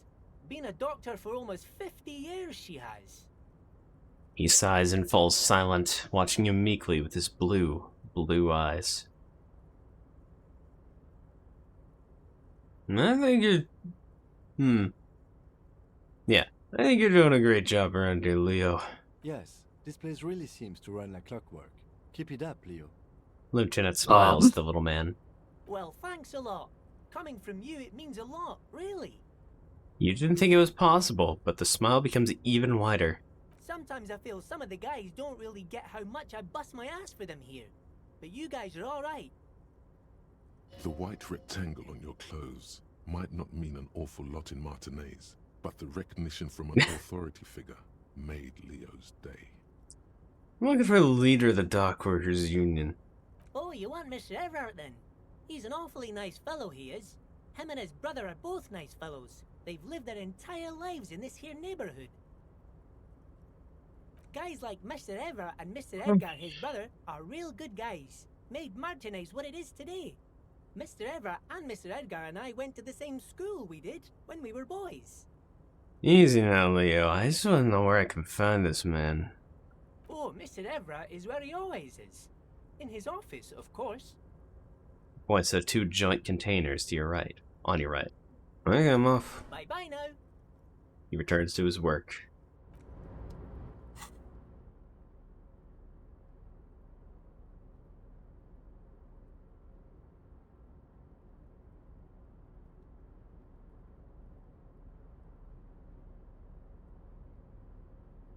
Do I have anything for logic? BRB. Alright. Yeah, I'm gonna need my,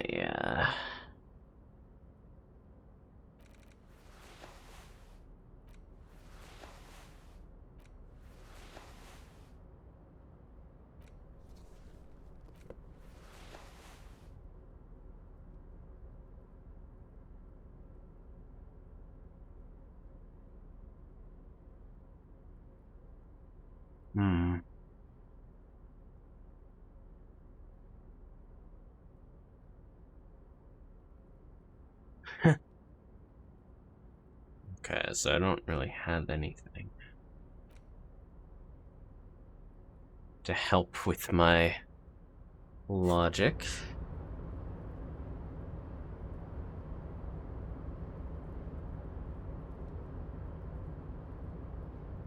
Oh, hey, mister. I knew you'd be back to talk with old Leo here. Yes, I did. Yes, I did. It's like Lady Larice said when she opened a bathhouse in the basement of my apartment building. They can only get so far before they're aching to get back. And lots of folk really did keep coming back. I had some questions for you, if it's not too much trouble. No trouble at all, mister. No trouble at all. It's like that old saying goes, wisdom withers if not shared. And old Leo is always up for sharing. What are you doing with the containers? Oh, I'm just making some covers for Logic. them containers here. Yes, I am. Yes, I am. so it's easier. Come on, damn it! Everything is so pretty and red. You and Leo look like brothers as you glance around with similar childlike wonder. Yeah, red is so much prettier than Drabble Green. Sure is, mister. Sure is. Really livens up the place. Yes, it does. Yes, it does. I hate to break this bonding moment, but the red containers mean they are replacing the company livery with the union livery, which means this strike isn't gonna stop anytime soon. Okay, I'm off. Apologies about that. No problem. I just failed the logic check. What was the logic check about? Figuring out that they were replacing the company livery with the union livery. I see. Livery? What? Livery? I don't know, that's how you can pronounce it. What is livery? Let me see. Symbols. I see. And colors and whatnot. Cool office. Coffee in the giant thermoses is still lukewarm. Stair made of pallets leading up. Swordfish. Taxidermy fish that tells time. Before you is a walrus of a man seated behind a large desk. He looks up from his work, not the least bit surprised to see you. With great Do you recognize this man? he straightens Yep. himself up in his This chair. is the man from the meme. Says nothing. He simply stares at you. Leave without comment. Have a good day, Mr. Dubois. I'm sure I'll be seeing you around. He waves and returns to his typing. Mr. Dubois, I hope time is on your side this time. Please, take a seat. He gestures to the minuscule folding chair opposite his huge desk. I wish we had the option of literally taking the seat. But that's probably animation quality and stuff like that. Why are you calling me Mr. Dubois? Please, Mr. Dubois, let us converse in a civilized manner, as equals. Take a seat. I insist. Actually, I was just leaving. Have a good day, Mr. Dubois. I'm sure I'll be seeing you around. He waves and returns to typing. Mr. Dubois, I hope time is on your side this time. Please, take a seat. I'd rather stay in. Please, Mr. Dubois, let us converse in a civilized manner, as equals. Take a seat. I insist. Don't sit. It's kind of my thing. Very well, Mr. Dubois. I respect a man with strong convictions. As he nods, his multiple chins move like ocean waves. I, too, have convictions. One of which is that I will not engage with any man who won't face me at eye level. Should you find yourself more amenable in the future, I'd gladly resume our conversation. But until then, I'm afraid I must ask you to leave. He turns back to his typewriter. You're no Titan affiliation, buddy. He's got you in a fork. Sit down or leave. Okay. Excellent, Mr. Dubois. I can see that you're a reasonable man, and reasonable men can be of great use to one another. He gives you a sly wink. Try to wink back. So tell me, how can the head of the Debarders Union help a representative of the Revachol Citizens Militia today? The chair you're sitting on has got to be the most uncomfortable chair in the world. It's violating your backside. Oh, by the way, I heard you got a rather rude reception from a certain Lawrence Gart. Some people have no manners, it pains me to say. True. This should take care of that nonsense. He points to a giant novelty check on his desk. It's absolutely comically huge. It should be sufficient to cover your expenses for a few days and patch over your differences with a cafeteria manager. Go ahead, take it. He points to it again. Hey, that's 25 real. That's good money. Think of all the stuff you could.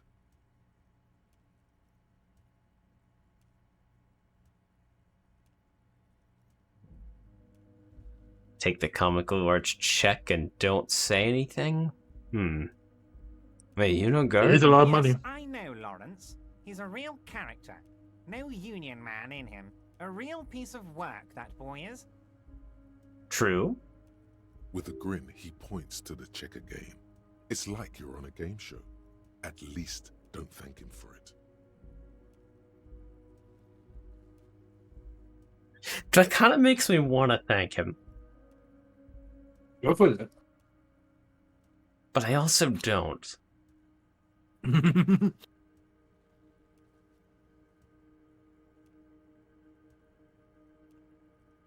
Thank you, Avert.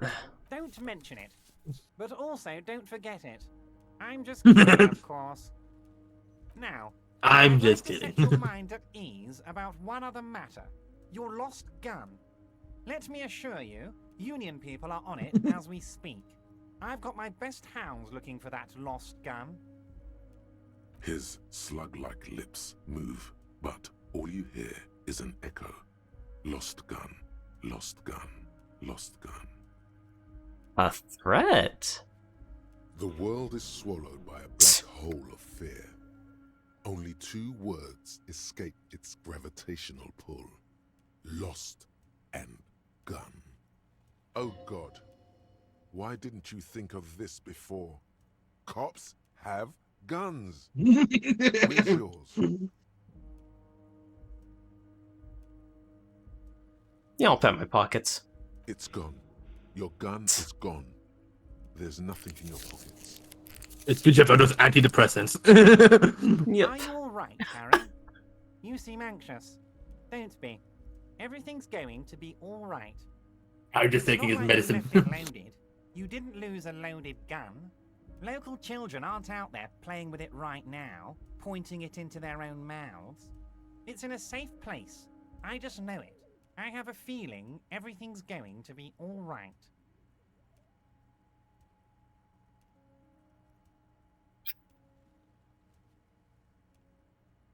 So this is the other boss fight. Yep. Kim? Kim? Officer, we will deal with this later. We don't need Mr. Clare's help with this. I wouldn't be so sure about that. He says, as though to himself. Alright. Don't panic. Come on, boxcars! God, Damn! you're sweating. Your knee is jerking. You're about to cry, aren't you? You're about to cry because you lost your gun and those children are gonna shoot themselves with it. So what? Men can cry too. You want to cry? God, you're weak. Whatever you do, don't cry. He'll think you're disgusting. Mr. Dubois, you don't look so good. What is this? Just having a Mr. panic attack Dubois? right now. He keeps repeating. What is he trying to pull here?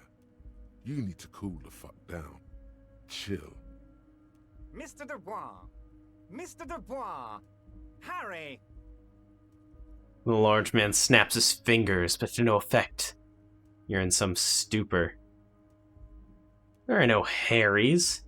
Let your mind go to your safe place. While Everard is distracted by your odd behavior, the lieutenant's eyes are mapping everything around you. The folder, papers on the wall. At least it's been used for something. Mr. Dubois, are you okay? Can I get you a glass of water or something? Are you having some kind of medical emergency? Maybe you could use your hands somehow, in a kind of throw-in motion, like you're throwing that Mr. Dubois act right back at him. He's Mr. Dubois.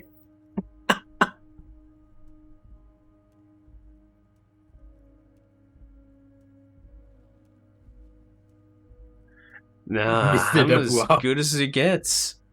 Mr. Dubois. Vaguely gesture with your hands above your head. Don't be dramatic. I can see your condition isn't terminal.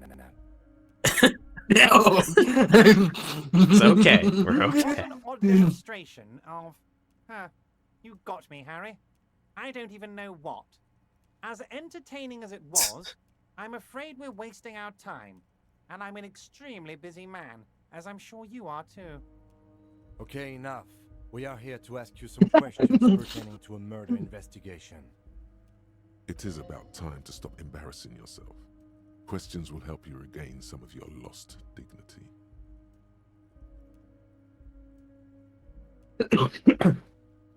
Not sure you're gonna ask me how I got in? Am I going to ask? Hell, Harry. You spin-kicked my strongest man in the face. I saw it from my window. I did do that. Would you ask a man like that how he got into your container yard? I understand. I'm a terrifying death machine. Wait, you don't have a window. It was a figure of speech, Harry. Of course I don't have a window. I'm in a container. Anyway, I assure you, What? I am a very well-informed man. Information reaches me before I even get the chance to request it.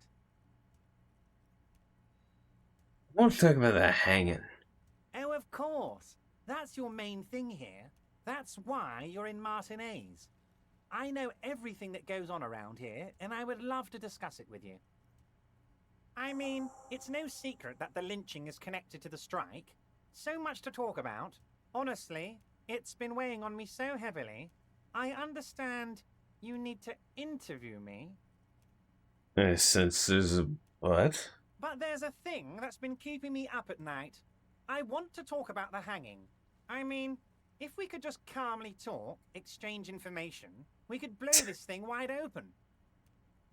Yes, that sounds good. Let's do that. But I can't get straight with this thing weighing on me. You're police officers, aren't you? I have a crazy idea. You guys are basically door-opening machines. Incredibly talented at opening doors. Kim, is that true? Are we door-opening machines? I'm not sure I understand.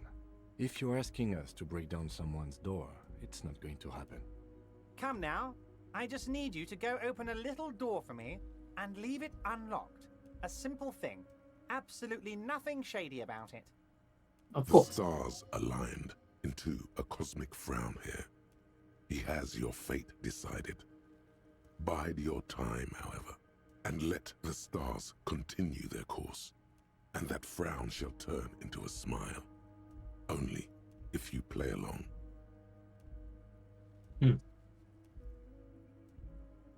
Whose door is it? Oh, no one's. It's just a weasel. A weasel lives there. Nothing for you to worry about. I didn't even buy a weasel. A loud blabbering weasel. When weasels feel no one is watching, they start acting foolishly. He removes his glasses and rubs his nose. Just go there, unlock the door, and leave it open. It's been such a burden on me, Harry. I just want this to be over so I can discuss business with you. He puts his glasses back on. Why don't you just open it yourself? Harry, I'm a very busy man, and more importantly, I don't have that extraordinary physique you do. You look like you could run around all day. You want to send someone a message that the police are working for you. I repeat, I'm a very Thanks for saying the obvious, Kim. busy man, Mr. Kitsaraki, and therefore I must occasionally enlist outside help. So what will it be, Harry? I mean, I'll accept the task. Doesn't mean I'll do it. Damn it. Fine. I'll look into it. We need to talk about that murder. Fantastic, my friend. Just let me know when it's done and we can take our friendship to the next level. He flicks his fingers. You can get the key from Manana. He's down by the gates. Manana's like a free agent in the Union. Special operations. Hardened socialist. A real free thinker, too. He'll tell you precisely where the door is. One last thing, Harry. He smiles, obviously satisfied how well he planned it all out. Just open the door. You don't need to go in or anything. I just want that weasel to come home and see the unlocked door. Call me Mr. Dubois. Why? Of course. Let us dispatch with the formalities. You call me Everard, I call you Harry. Is that really my name? My God, so it's true. I didn't want to believe it, but you are a fantastic science fiction amnesiac cop, aren't you? What are your... 100%. Are very low. My memory's fine. I'm just testing you. So good to hear that, Harry. Apparently my sources were wrong. However, if you did have a spot of memory trouble, I could help you out. With my big fat folder. Words flow like a river of honey from his lips. Are you trying to tell me you've gotten hold of some of our documents? Lieutenant inspects Everett over his spectacles. Mr. Kitsuragi, would you mind? Me and Harry are talking about his lost identity right now.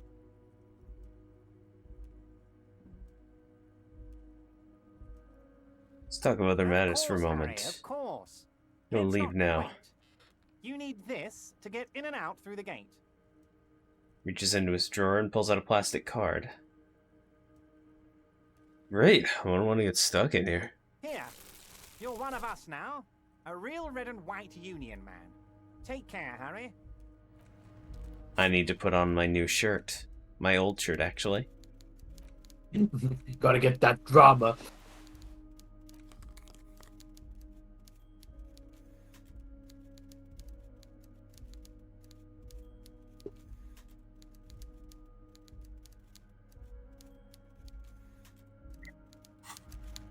Mr. Dubois, a pleasure as always. Let's hear it, Harry. I'm gonna have a look at that folder. As you look at Yes! the folder, Everett covers it with his hand and pets it. He's hiding it from you because it's not a real RCM. It's just another one of those brown folders you saw in the file cabinet. That's not an RCM folder. Okay, Harry, you got me. This is from the Census Bureau, not the RCM. Those Census Bureau people are absolutely corrupt. Anything about them. You got the Sure. note from the Census Bureau, and everything else from your actions here in Martinez. Yes, Mr. Kitsuragi from the Census Bureau. Like I said, now I'm actually a very busy man. So is there anything else I can do for you, Harry? That means he doesn't really know anything about you. A pity. The mystery of you will have to remain a mystery for the... At least we got the name now. So the Census Bureau says my name is Harry Dubois? Yes, that's what I said. Try to keep up, okay? Let's move on. Met Joyce, a company representative. Oh, that's very nice. I haven't gotten around to her yet. I'm very, very busy, you see. I hope you're getting along. One thing I want to make very clear, Harry, is that this is not some kind of union versus corporation situation. Everyone is just pals here. Just pals? Yes, we're all trying to do what's best for Martinez.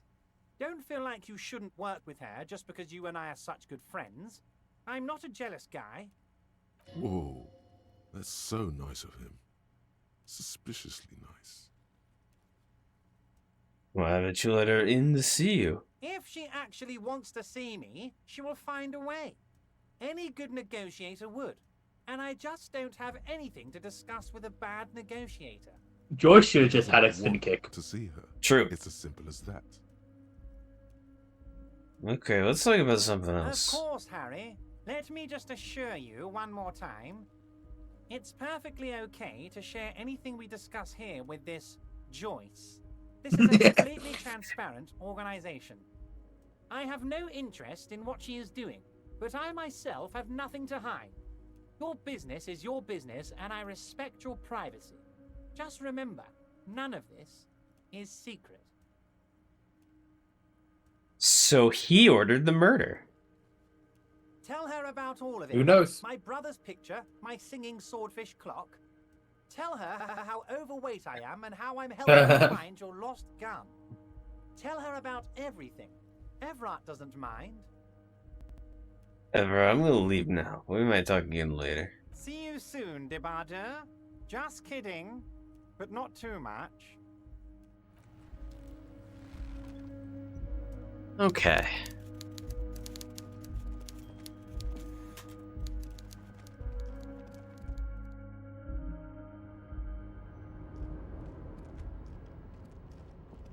So he's not actually very good at negotiating and social manipulation. He just has some tricks up his sleeve.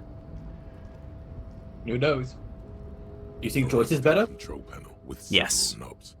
2 buttons marked Marsh and Arrête are faded with use. It seems to control the large crane above. A container is attached to its hook block.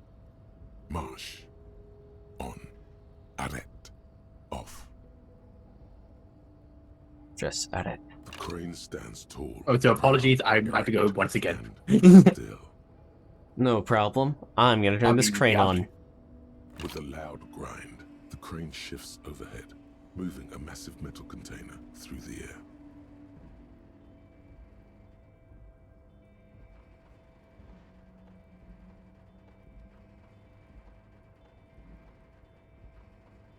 Okay. Okay.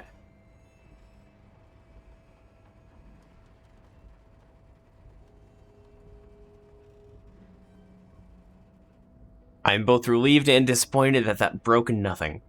And, with a surprisingly quiet thunk, the crane places the container down. This crane was built with a purpose, which has now been fulfilled. To move this container. It's inside the container. Who can say? All you know is, it's special. I can't see how that was worth the ruckus, except for seeing the crane in action, which I admit was satisfying. Tech. Before you stands a cargo container, just one of many in the yard. Lieutenant, I think there's something special about this container. Is this like your thing with that wall again? Maybe? I can't tell. I think we should investigate further. You do? Because I don't. What? Why not? There are a million containers here. Why are you fixating on this one? Maybe there's contraband in there. There may very well be, but we are not here to look for that. We are not here to interact with containers. We are here to talk to the Union, right? Knock on the door. No reply. Knock on the No door. reply. Knock on the No door. reply. Open the door. You attempt to turn the handle, to no avail. The doors seem to be mechanically locked. To your left, the lieutenant considers your actions with some puzzlement.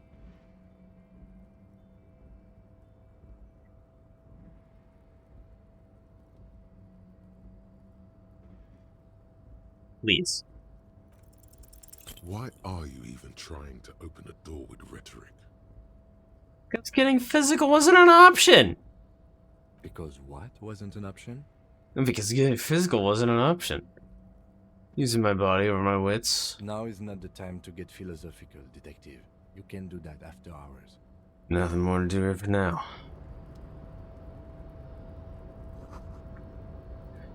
Composite eye of halogen lights watches you, emitting a low buzz.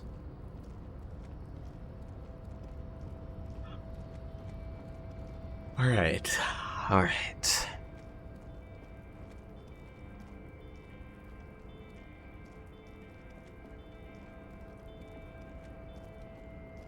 Oh. What's this? Looks like someone left his tarpaulin cloak hanging on the railing here. There is a white rectangle clearly visible on its back. Oh. This is your cloak.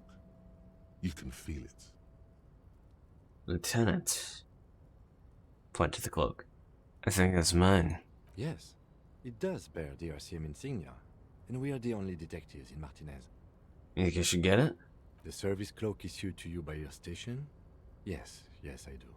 Grab the cloak. As your fingers touch the tarpaulin, it almost feels like the cloak wants to deliver a message of comfort through your fingertips. I will shield you from the elements and give my life for yours. That's what the cloak is relaying. Alright, what do you give me? I spared the coal and shivers.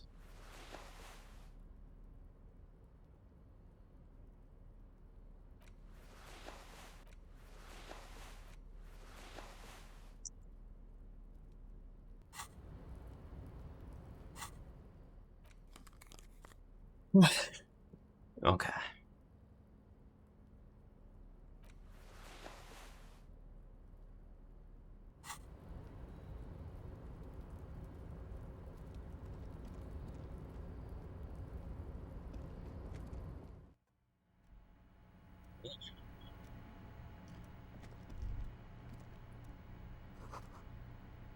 And at the bottom of the Union logo, and demand democracy.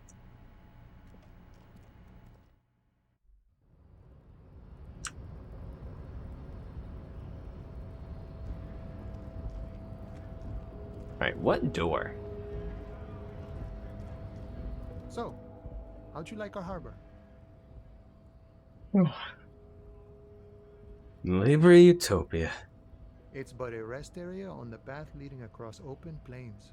He notes solemnly, then turns to you, a wide smile adorning his face. Right. You talk to the boss, eye to eye, like men of the plain. If you have any more questions, I'm set to talk. And you killed the no. Everett said you keyed the door? Key, huh? What door is this key supposed to open? And he said it belonged to a weasel. Oh, say no more. Apologies about that. I got you. No problem. He taps the side of his nose with a little wink. I got that key right here. We're helping the union? Out during the strike. Working class solidarity, as they say. Well, I'm finding out what door it is. I got one job here. To solve a murder.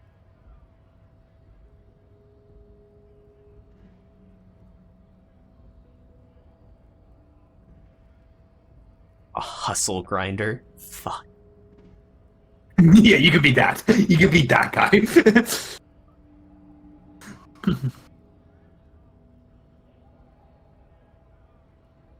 I think sadly, what you said about being the rightful job in that sort of order is the fourth option. Sadly. Well, yeah.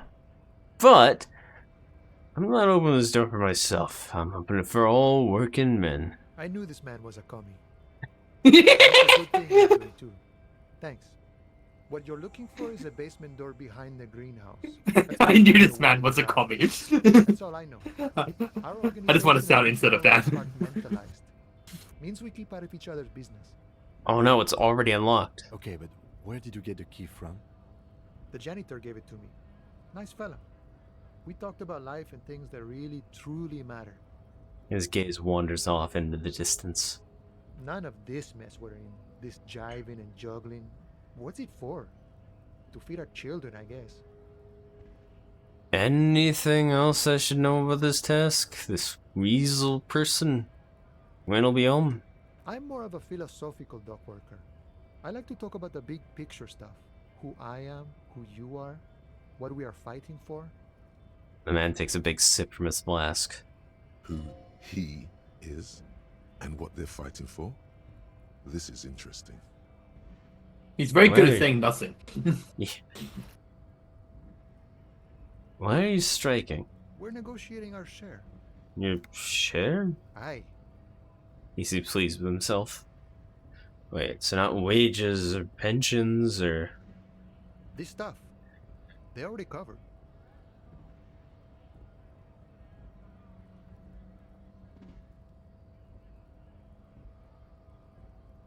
I don't know what that's implying. I meant to feed the wolf will always hunger. Basically, he's Harry's implying that no matter what the company gives, the union will always want more. Hmm. Yeah, I have never heard that saying before. I think it's a common saying.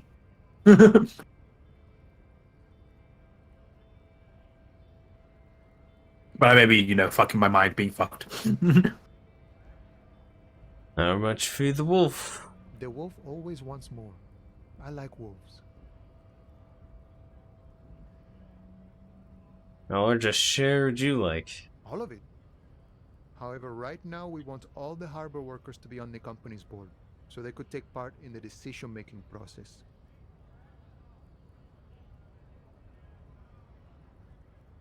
Are you a communist? No. I don't think I'm a communist. Seeing something of value and saying I want it all to myself is a much older and simpler notion. Well, No yeah. science to it at all. I want all of it myself. How It's you- literally not communal. Yep. It's individualism to its finest. Yep. Even a weak child can think it. The only things holding someone back are I can't and I shouldn't.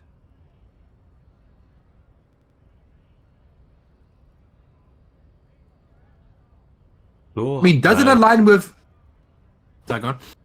Yeah, I have no idea what the World Republic does is. So. You could say it to see what it is. I don't know. I'm not playing anyway. I'm just observing. Yeah. Fuck it. This is my bucket playthrough. Against communists. They are honorable boyaderos, and they have good analysis. True. But my own code serves me well. If my code starts failing, a code can fail a man as well as a man can fail a code, then I will have to submit to a new one, which may well be communism.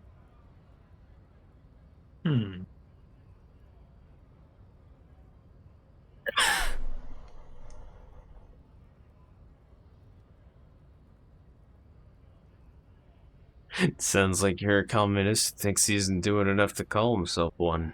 See, I am primarily a lazy person. He looks very amused, as if thinking about some private joke or mystery. It's okay, man. I'm also lazy as fuck, but I still call myself a communist. Yeah. Yeah. Yeah, like... I think like his philosophy... It's like...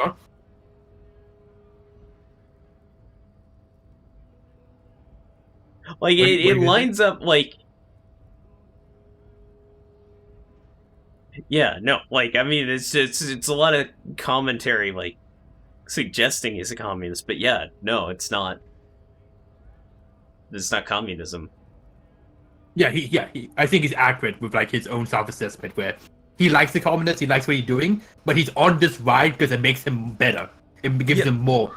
Compared to working under the capitalist machine, going to union, going to communist, gives him more share, comparably. That's why he's on this. Yeah. And if that... Yeah.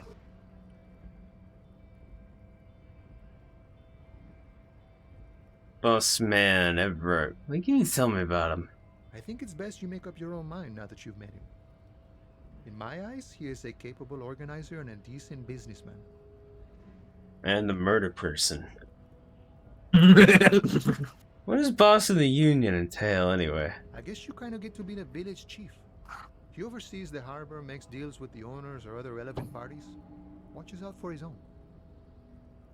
By that, you mean corruption? By heavens, why would he not be corrupt? We live in a harsh and disordered world, see? And in this world... It really is disordered. It's falling apart at the seams. Yeah. The old man is corrupt for our benefit, and we know it. Appreciate it even. He is, personally, not too lavish. He lives in container, so... That does seem lavish to me. He is reasonably lavish, sure. That's his prerogative. It's not like you want a saintly demeanor on a corrupt motherfucker. That would be a manipulative illusion. Yeah? See, all of this would be great if it weren't for him constantly being the most suspicious person on the earth. Besides, there are no non-corrupt systems in the world anyway. And moralism is the most corrupt of them all. Moralism. You seem to spend a lot of time thinking about the political situation. Sure. I've had the necessary free time. Fortunately, there's always time. The look in Until his brown there eyes isn't. conjures up an understanding. For him, having command of his time is the most important thing. It is an important thing. I agree with that. Fucking yo. It all comes together now. The way he speaks about scabs, his general attitude. He's a follower of a 500-year-old Franco-Nigerian Boyadero code, itself an appropriation of Vespertine cool. That of a noble peasant or a traveling herdsman. True to yourself, independent in your actions, loyal to your friends. Ah, cowboy code.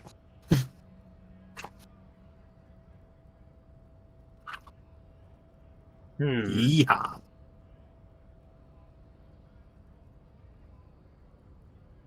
Yeah, I feel like Disco Cop here might be a Boyadero. To be honest, out of all the philosophies, this is probably I'm the most equivalent to as well in my life. Yeah, no, like 100%. Like when he's like, "No, I wouldn't call myself a communist, but I respect them." It's like, yeah, that seems like wise. Yeah. Yeah, basically selfish for myself and for my friends. But yeah, go on. Maybe, unless. No. The man sits on the railing, his hands reaching far and wide. Yet it feels as if he could effortlessly go even wider, if need be. He could. An endless torrent of time. Harry could be a failed version of trying to pursue this code. But he's a successful version. He doesn't have control over his time. I don't know. I feel like to accomplish that many cases, oh yeah, you true. have maybe to. You have maybe to. like maybe in his prime, he definitely made. Yeah, you're right. Yeah. And I do kill the hangman. The mercenary, eh? Who could have killed him? That's indeed the question. Do such a thing. He shakes his head solemnly. Now that's funny. I never once referred to him as a mercenary. Indeed. Interesting. I mean, I guess he did see all the armor. Let's change the topic. Whispers, The topic of goodbye.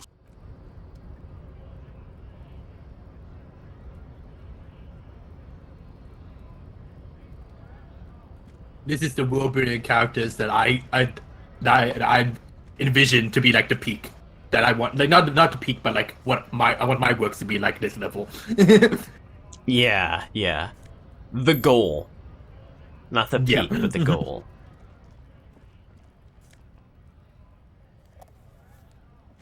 Yeah, dumpster antidepressants.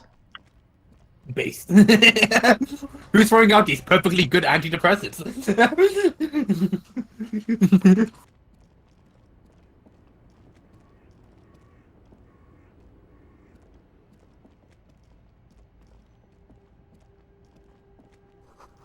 Bold slogan. Humanox covers the truck. Humanox.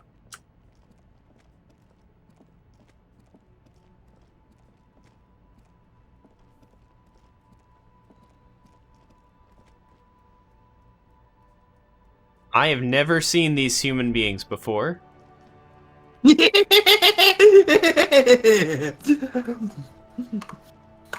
Life doesn't need to be a struggle. He covers his mouth to hide a burp. I'll be with you in a moment, officer. Let me just finish Sorry. my sandwich. That just reminds me. René first. That reminds me of just like the whole topic. I was like in episode of 5 stream. I won't go into too much detail, but basically like they talked about like the concept of like life needs conflict, blah blah blah. And I say fuck you. Yeah. Life needs conflict, so it doesn't exist. So you need the bad with the good. Fuck you. Let the people enjoy life. Life doesn't mean a struggle. Yeah, like a struggle can be enjoyed elsewhere. That's why we play games. Yeah. Life itself, you don't need to struggle with fucking just living on the street. Sorry. It just reminds me of some angry arguments I've had. Have you no shame? Whining about your back every time you bring out the measuring tape. Oh, you're the guy from the picture. Renee. Renee. I stole your picture. I love that saying. I love the saying so much. You're a man of fork in a world of soup. This one's still chewing on his sandwich. I'm trying to, but you keep breaking my concentration. You're old. I can see that. We're both old. Now stop grabbing your ass like it's a girl. These manly men are playing balls. This is a ball game. Grab a ball and play it. Don't ask questions. Shoot first. Ask questions never. Alright, I got this. Bowl time. That's the spirit. Don't even waste your breath asking about the game. They wouldn't know anyway. They're way past their prime. Oh, you do it. Boop. Boop.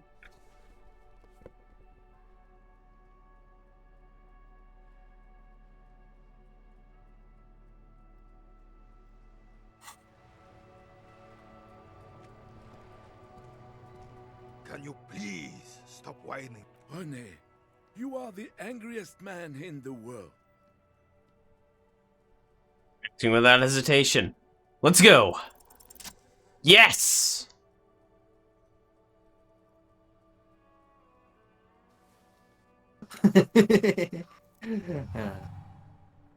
You are immediately surprised by the bull's lack of weight. I hate it. You'll make it work. God, this is right.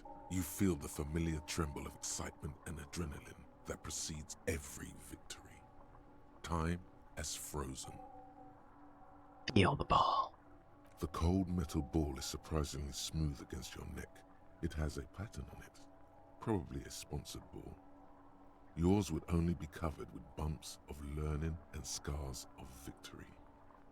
Already your muscles are adjusting to the weight, the nervous system calibrating, until you and the ball have merged into a single entity.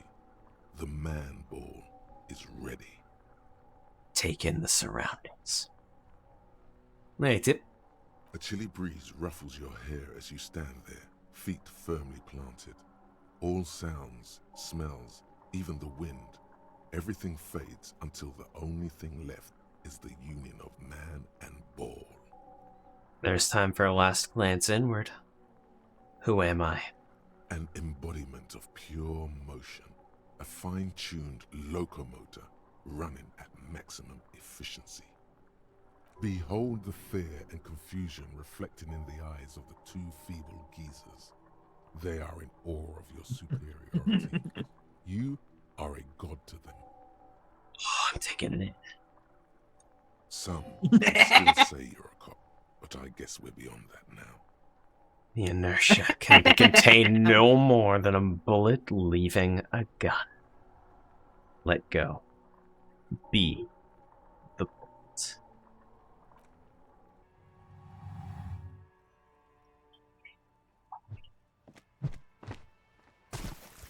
Good throw. Merde! Bordel de merde!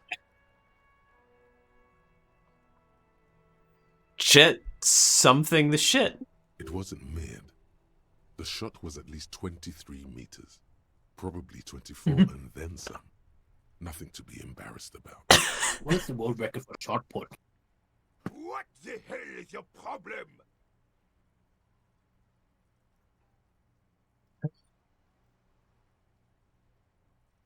Oh my Wait. god, a Oh my track God. and field. I would have a problem Harry- with anything. Harry just Hey, broke you are a cop. the You athletic do not shot put world interfere in record. someone's game. So goddamn disrespectful.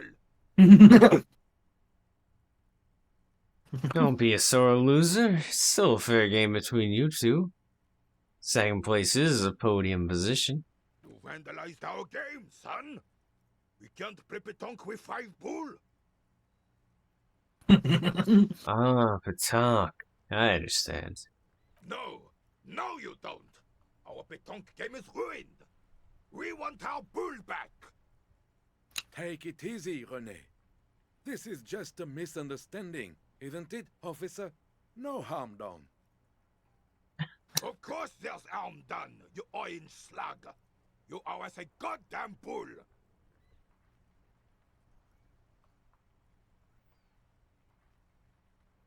I'll have a bull. Was due.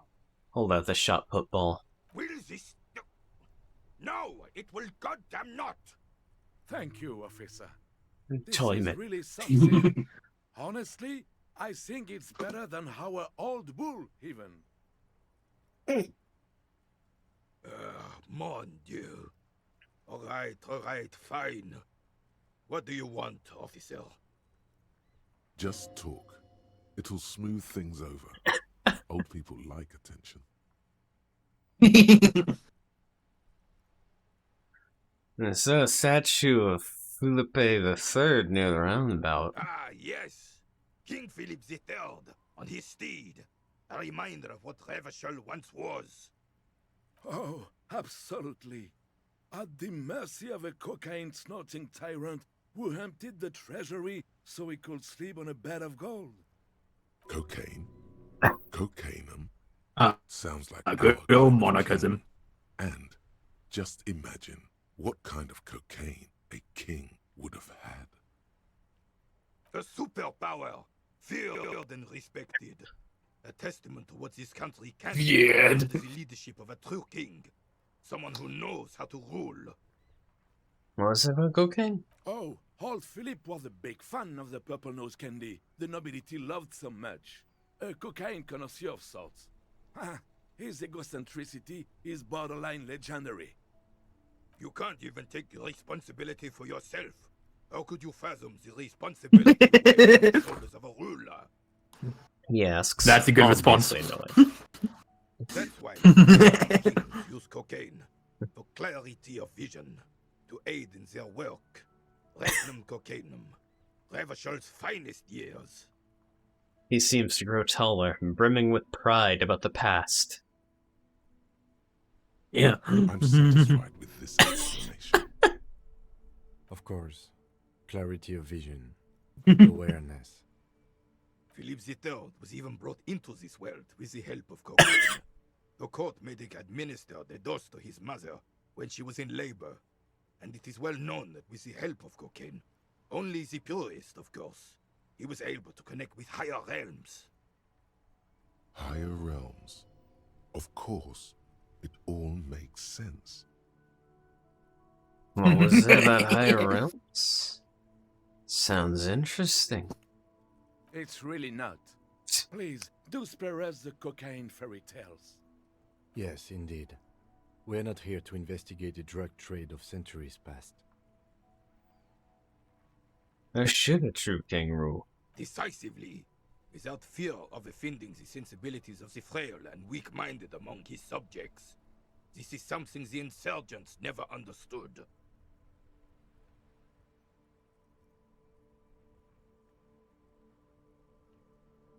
Seems to me a leader should take care of his people before himself. A nation is only as strong as its leader. That's why it was such madness to try to... Don't get started on that again. Oh god! What happened. This just reminds me. Sorry, random tangent. The king talk from Fate Zero. It's like, this reminds me of something. Oh no. That is exactly what I was thinking of. There's some wariness in his voice now. He's heard this rant many times before. I mean, I feel like the banquet of the... But his entire being communicates unbreakable resolve. I feel like the banquets of the queen would be much better if everyone just smoking cocaine. All three of the kings. Oh, who brought the wine again? That's right. Ryder brought the wine, Iskander brought the wine, and then Gil brought the better wine. But they should have brought cocaine. Yeah, Ryder did like an episode like drug deals and getting the best drugs, and go just like, look at these fucking like filtered drugs with like 50% random shit, and brings like the pure like purple cocaine out. Yeah, it's the real shit. 100% pure. Oh, fucking pulls out the Breaking Bad reference. The prequel to Better Call Saul. Right.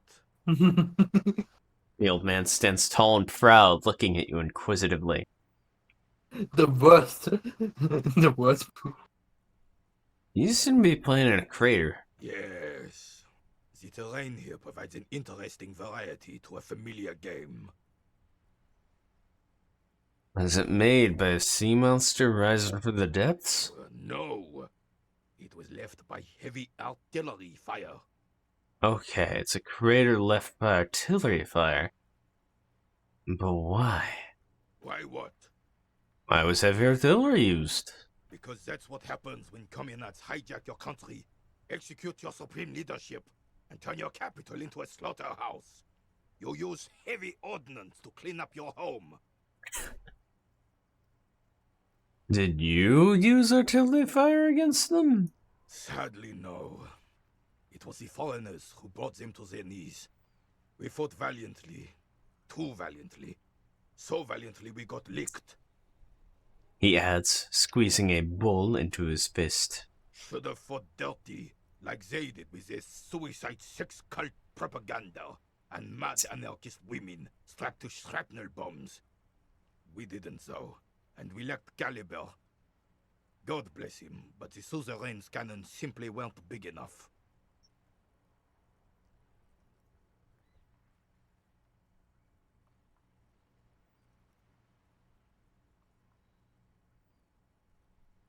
They should have chosen a place away from people and buildings. This place is the damn beachhead, son. They had to soften the commies up first. The beachhead? Yes. The military coordinated amphibious landing to take back Revachol. He finds your lack of historic knowledge troubling, a sign of mental deterioration in the preceding generations. Martinez was used as one of the 3 footholds in Revachol during Operation Deathblow in 08. The other 2 are off in Stella Maris and the Delta. He points in the northeast. Shake your head and look down at the crater. This here is Blood Ground, where Coalition boots first made landfall and cleaned those rabid dogs out. Most likely, we're playing pétanque on their mangled corpses. Blood Ground. You got old René going there. Like he isn't hungry enough already. Hold on. The Coalition? Don't get me wrong, officer. I hate those foreign dogs, but the enemy of my enemy and all that. They're the lesser evil. Actually, I already knew all this. I just wanted to know if you do too. Yes, damn it. I know. They laid the fire of hell on the city before they stormed it. And it worked, too. It's a strange gleam in his eyes. The rest of the city got cleaned up, but Martinez they keep as a monument. And now the Union Socialists are practically running the place. Well, it's your own damn fault. You, we, the Coalition, Revachol, whoever you want to blame, never finished the job. Officially, the party never surrendered. Of course, they still all influence. So the Union is literally the leftovers of the previous communist revolution. You don't even begin to truly understand the players on the table, let alone the specific circumstances surrounding the... What do you think? Stops mid-sentence and turns to you. Thinking men have opinions on these things. Present one.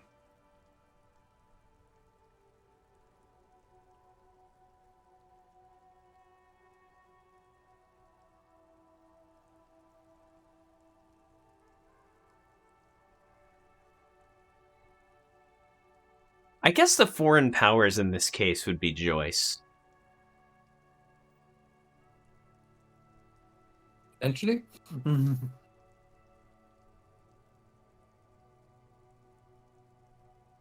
Which is pretty shameful.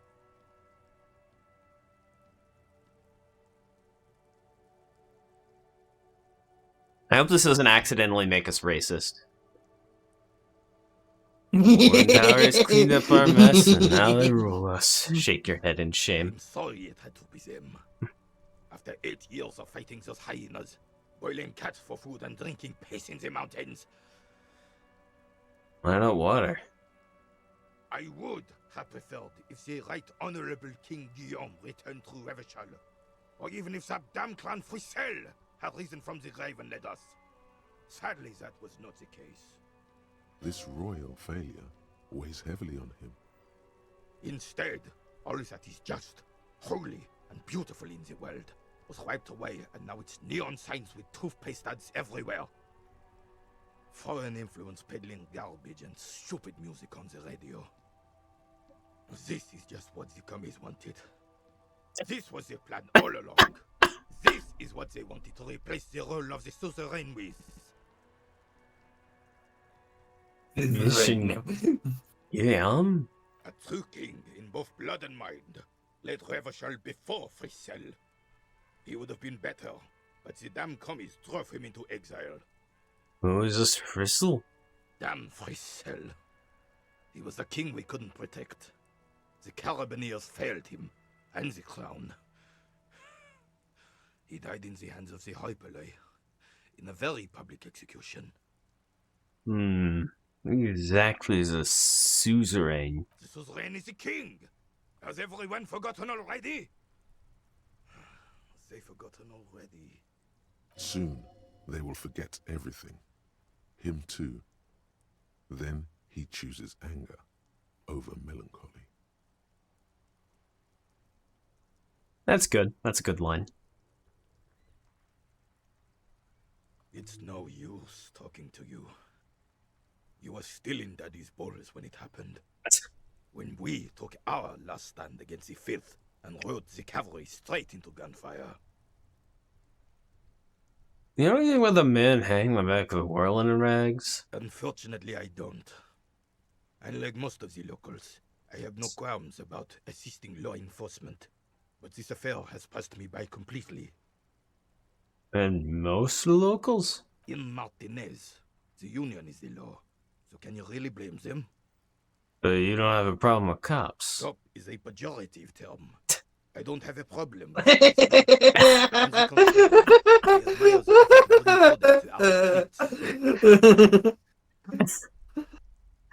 Oh, Offer's pejorative term. So You again, can call them much worse if you want. You don't know anything? If I knew, I would not be afraid to tell you. I simply don't. I'm an old man, not a coward. The daily business of the riffraff no longer concerns me. This is a man with a lot of past, but little present, and almost no future.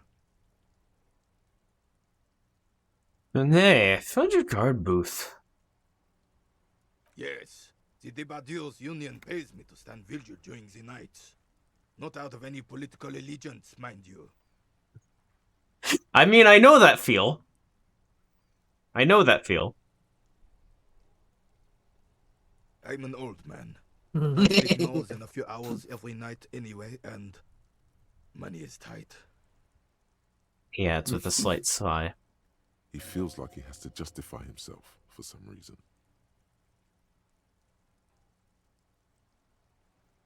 Yeah, because he hates the union, but they're paying him. You must have seen something on that end of the murder. Your booth looks right into the yard. Yes, it does. Unfortunately, I wasn't working that night. Been on a 2-week leave since last Monday. So who was working your shift that night? No one. The booth has been unmanned since last Monday.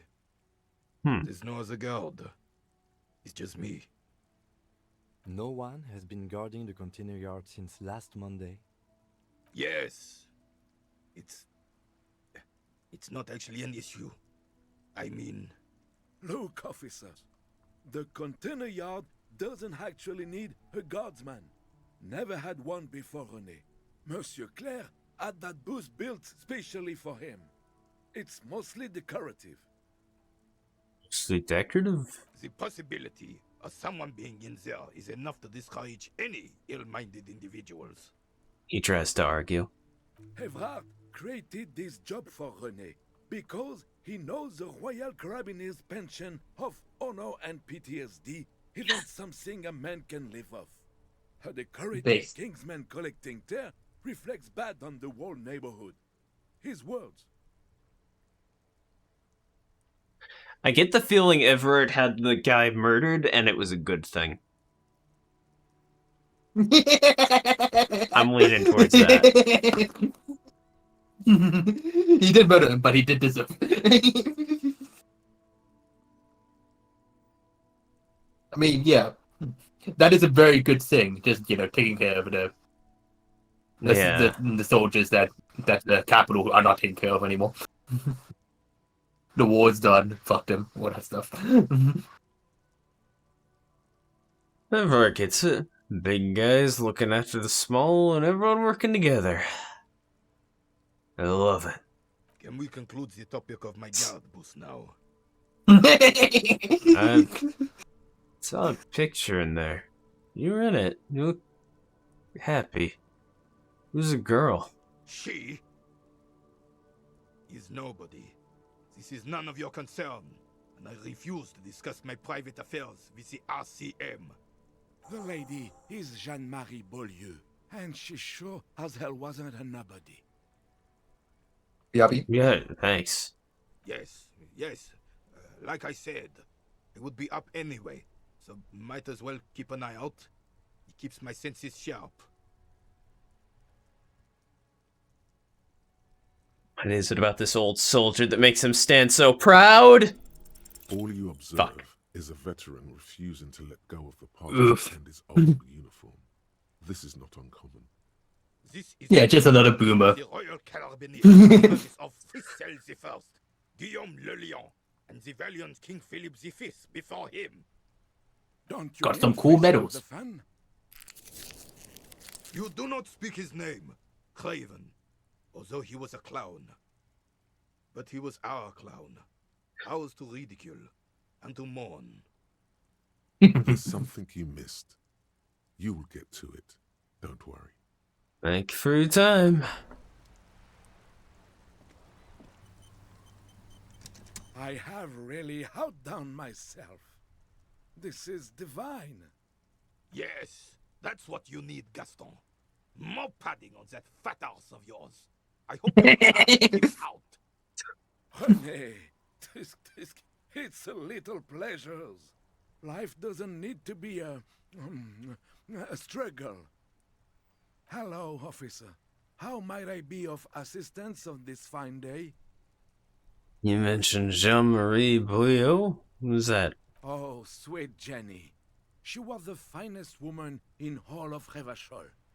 Maybe the entire world. Do not defile her memory, Gaston.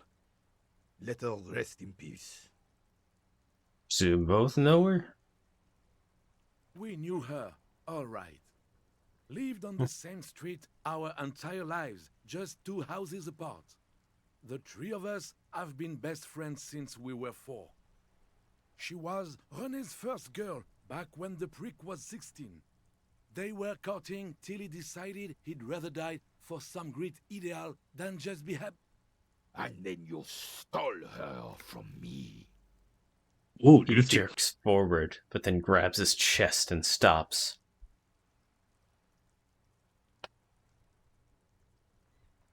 I'm not gonna intervene. Well, actually, you stole her from me, because we've been pretty close ever since you two had that falling out over the ink you spilled over her pretty yellow dress. We were just boys then. This was different. You. The tall veteran looks at you and nods. No point starting this all over again. For the 1000th and the first time. Especially when we have company. You know what the solution is? Officer. She should have just had a poly relationship. Definitely that wouldn't have led to one of those two murdering the other.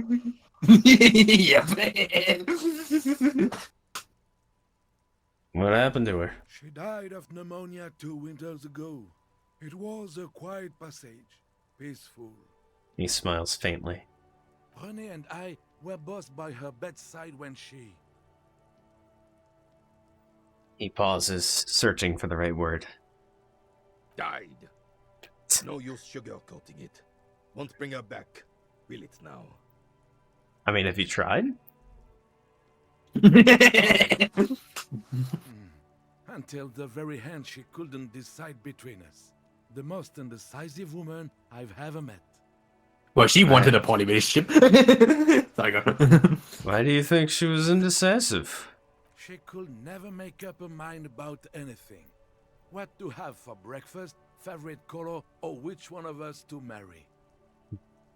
The look in his eyes is happy and distant. She was always leaving one of us for the other, but never long enough to actually get married.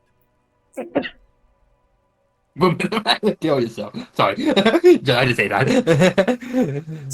Something coffee cup emoji. Something wife bad. What's the fucking song with the What is the fucking Indian chanting? It's Hindi, right? That song. Which I don't know what you're talking about. Like Turok? I don't know.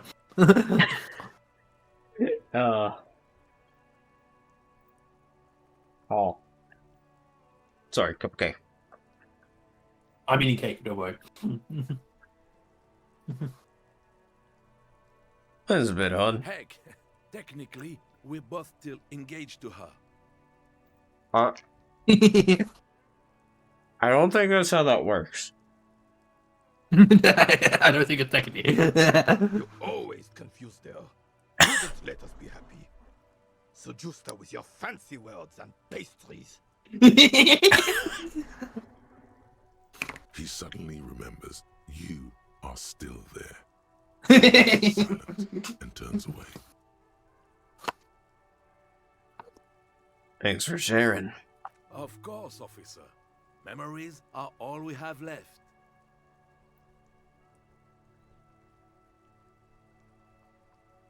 Looks delicious. Point to the sandwich. Can I have a bite of that? I'm sorry, officer, but I really don't share food. Nothing personal, it's just a principle. Based. The only one you have. Please, man. Can I just have a bite? Believe me, officer, I wish I could help you, but I need this sandwich to keep my blood sugar stable. In my age, you need to pay attention to these things. Yeah. You can barely hear him. The sweet smell of pickles in harmony with garlic butter and marinated onions emanating from the sandwich. It does sound good. Driving your mind in a singular direction. It must be yours. I was interested until the pickles came in. I love pickles. I eat that shit like it's nothing. Fuck pickles. I love pickles. Fuck you. Pickles are great. I can literally just take it out of the jar and eat them. Horrible. Why would you do Fuck that? you. Perfectly good cucumbers. Cucumbers suck. What are you talking about? Cucumbers are the worst. So you kill them by soaking them in a fucking antibiotic and leaving out for weeks? Yes, and it tastes great. It tastes like death. Like cleaning What are you fluid. talking about? It tastes wonderful. It makes it juicy and has that perfect sour taste. It's so good. It's wet. Yum yum yum. Slick. Yummy. Makes And it the tastes burger like even wrong. more juicy. You're wrong. You're not hearing me, man. I need the sandwich. Fuck off!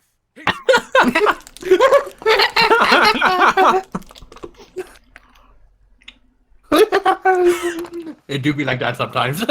He jerks away. Immediately startled by his own reaction. Sorry, officer. I'm sorry. I didn't mean it in a bad way. But the sandwich is mine. I'm not gonna share it.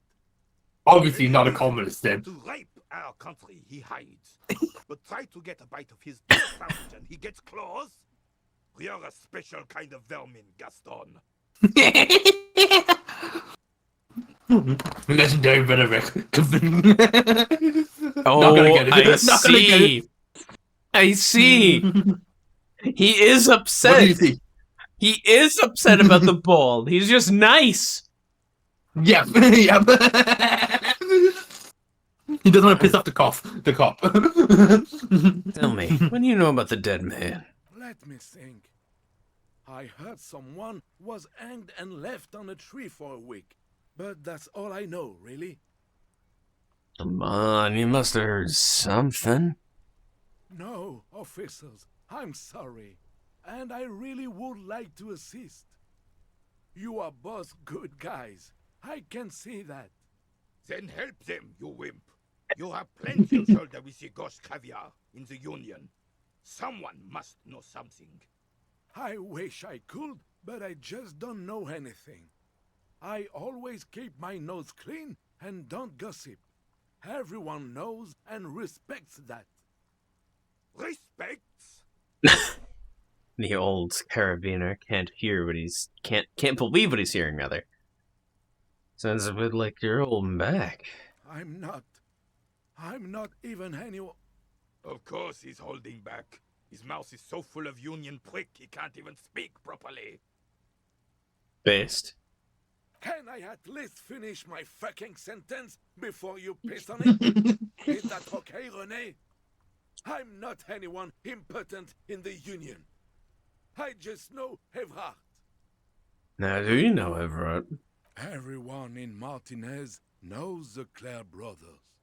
I taught these boys human studies and history in the gymnasium. What do you know about history? You never witnessed history. Only heard about it years later, when it had already moved on. You don't know history. The old soldier mumbles something under his breath and turns to face the sea. Let's try not to get caught in a crossfire. Lest we leave riddled with bullet holes. This animosity is ancient. Are you a Union member? Oh, in many ways, yes. Like an honorary member. I attend meetings and parties, help with little things. Evrard, Edgar, and the older debarders all know me. In many ways? Oh, yes. So you're not an actual member? Not in the technical sense. I don't have a vote or a membership card, but Evrard keeps me on the payroll, just for the little things. Of course he's not a member. He's not a member of anything. I knew that. He's a Vezavane. Turns to where the wind blows and tries to look important. So somewhat of a centrist. Socialist rabble. But even siding with them is better than living your entire life on the fence. Never committing to anything. Pick a damn side already. Based. When the monarchist respects the socialists more than the centrists. Yup, that is the one singular fucking like horseshoe theory thing. It's just like willingness to actually like pick a side versus. And the thing is, René is like. René's like different from like most boomers, where he actually fought in the war. So it makes sense why we respect conviction, you know. Yeah. Rather than like people who didn't fight. Like. I mean, I don't respect him. I don't respect either of them more than the other. I just have no respect for each of them equally. Yep. One has bad ideas and one has no conviction. And might have bad ideas if pressed on it. That's one knock against each of them. René, at least, should understand that socialists don't have either. The little things you do for Everard. Writing work mostly. Occasionally, he needs something written, and I happen to have a way with words, people say. Oh my god, did he write the magazines? Who knows? What kind of things do you write for him? Oh, nothing official, I assure you. Just essays for the newspapers.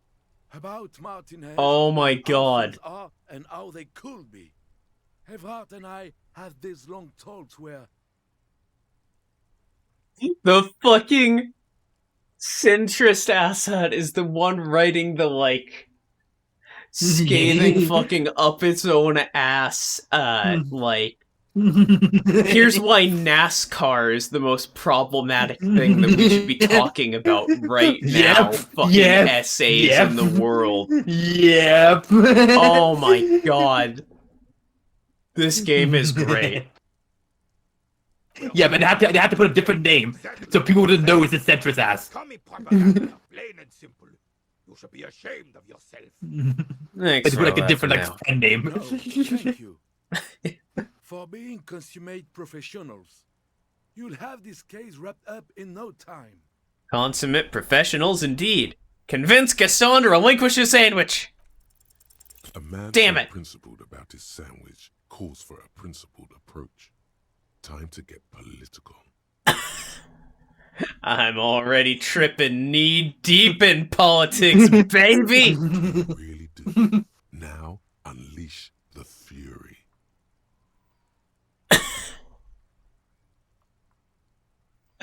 These options seem awfully fascist or communist. What if I don't want to say them? Bullshit.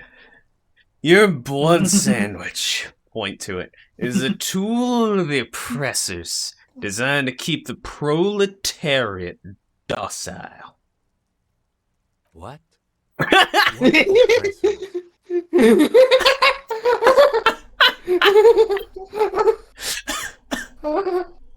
I am not going to listen to this comic connery.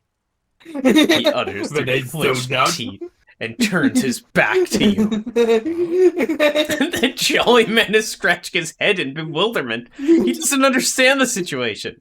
What the fuck is happening? Let me ask you, comrade. Did you make the sandwich yourself? Yes, officer. He proudly displays the culinary miracle. It is magnificent. Oh. Still, the overabundance this sandwich embodies is inherently evil. I really don't understand how my sandwich could. He starts, but falls silent. I don't either, but wouldn't you rather eat a sandwich free the bourgeoisie guilt baggage? I would rather just have this one, officer. It's really good.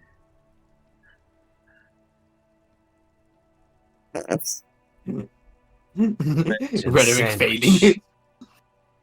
Covered entirely in fine metal dust from an industrial plant. That sounds horrible. You really don't know your way around the kitchen, officer. Food and politics don't mix. Bye. Bye. I'm just not gonna stop. Tire tracks leading onto the roof. Slush and rain Oh my has god, washed them all. it's 8 o'clock in the game. How do we spend so much sandwiches? No, of course we didn't actually. Rain falls on the great city of Revachol. Rain drips Shivers. from the roofs and floods the gutters, washing the filth away. The spring thaw must be here. The snow is melting. Ah, so it's spring now. Looking up at the sky, cold water dripping from your hair. What do I see? Grey sky like great battleships, clouds colliding with one another. Rain falls down on the world. How does it feel? Humid. Your coat shields you from the rain while the city shivers around you. What is in the west? Sheets of rain over the water. A flight of stairs leading into the ocean. Wave after wave washing the coast of Martinaise, with its motorboats and gently swaying reeds. The ruins of a half-sunken sea fort crumble on an inlet beyond the Bay of Revachol. Ghosts rise into the sky. Who are you, ghosts? The skyscrapers of La Delta, the financial district. Faint golden light seeps from the office windows. Will you ever go there? Ah, so that's the plan of communists. Take over Martinaise and take over the financial district. No, you are just one of the hundreds of thousands who watch them rise across the bay from Martinaise every day. What is down the shore? Urban coastline, rain dripping off Eternite-covered roofs, cinder blocks left over from half-finished construction, a defunct research and development building, once seized by revolutionaries. An old wooden church stands on stilts above the water. And beyond that? Coal City, end of all lines. Run your fingers through your dampened hair. Your hair is an oily mess flecked with ash from neighboring coal plants. Smokestacks rise somewhere in the distance. What's in the east? The great gates of the industrial harbor are locked. A chill runs down your back. You shudder like an animal trying to shake water from its hide. Clench your teeth to stop shuddering. Behind the gates, heaps of supply crates, red and blue metal shipping containers, slick with rain. The Greater Revachol Industrial Harbor is an artificial mountain range. Immense wealth resides within, and immeasurable poverty in its shadow. And before that? You, on the Martinez Plaza, a small dot looking up at the sky. Droplets form on your eyelashes. And beyond that? La Drusienne, King Dries passenger harbor. Cruise ships flanked by dock arms. Cranes watching over the mouth of the river distributary. What is across the distributary? Couronne, the lower middle class. Distributary after distributary cuts the city blocks in half. 7-story buildings trail off into the rain. What is beyond the Couronne? A silvery curtain of rain over the houses. The class divide. It's in the north. Capeside apartments. Tower blocks crowd one another. 4.46mm bullets still lodged in their war-torn stone walls. Hallways collapse from the mortar hits of a war that was lost long ago. Clotheslines go to waste in the rain. Radios Post-war. Closer to here. Rain falls onto the roof of a woodshed. Coal leaks into a puddle beneath a dead man's feet. He swings from a tree, bloated. Droplets of rain slip from his cold cheeks. What's in the south? A traffic jam. Rain thrumming on the roofs of motor vehicles. Inside, drivers watch water streaming down their windshields. The statue of a king shudders. He too is cold. The canal bridge has been raised. What's on the other side? The road ascends. A raised motorway loops above the ghetto. Beneath its concrete columns, a sea of rooftops, woodwork, and tar stretches northward. 4-story buildings as far as the rain can fall. The snows melt in Jamrock. What is Jamrock? Revachol is the capital of the world. Jamrock is the capital of Revachol. Oh. Eyelashes. It's home.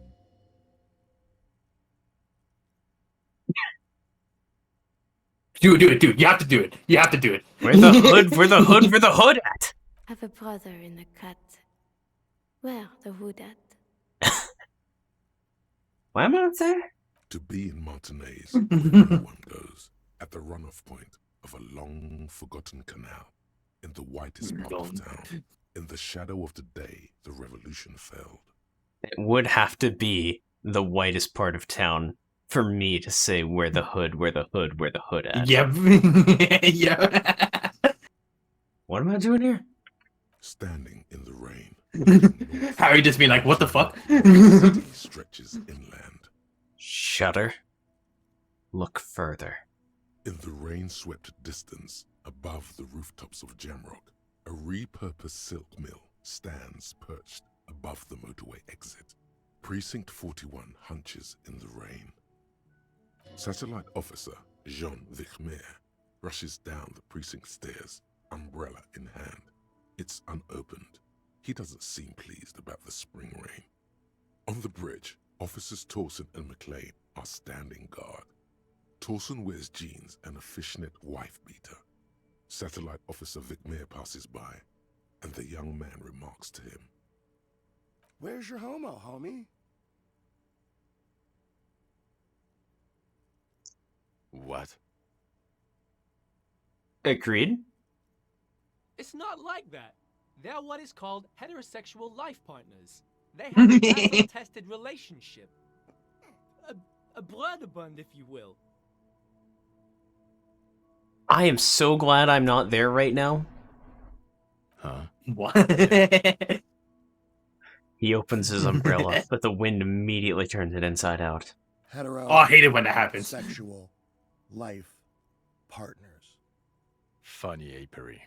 Male-centric workplace humor. Have you seen him? Is there something wrong? No, nothing. It's just... Judith went to his place and found the Monday mail unopened. I think he's still there. You didn't drink with him over the weekend, did you? That would be irresponsible. Oh, you know what? I have called in my badge as missing before, so I didn't do it today. With that, and now they're wondering where the fuck Harry is in this timeline. South of the interchange? What was it? You waited long enough to... He's in Martinez. Your vision blurs. You wipe your face with your hand. The rain stings your eyes, making you look up and blink. What's above? Coalition-era statics hang like apparitions under. Harry's just voting constant 20 perception rolls. Way up there, where rain forms, rotors flutter silently. Your sight clears. Motherfucker. This rain will not let up anytime soon. At least we are dressed for it. Let's keep moving. I wonder if Harry actually does have the vision of shit he's not supposed to see, the whole scene we just had. Well, yeah. Paranatural, motherfucker. Man. Enormous bulbs worthy of a real man. That's how we responded to fucking Mac. Motherfucker.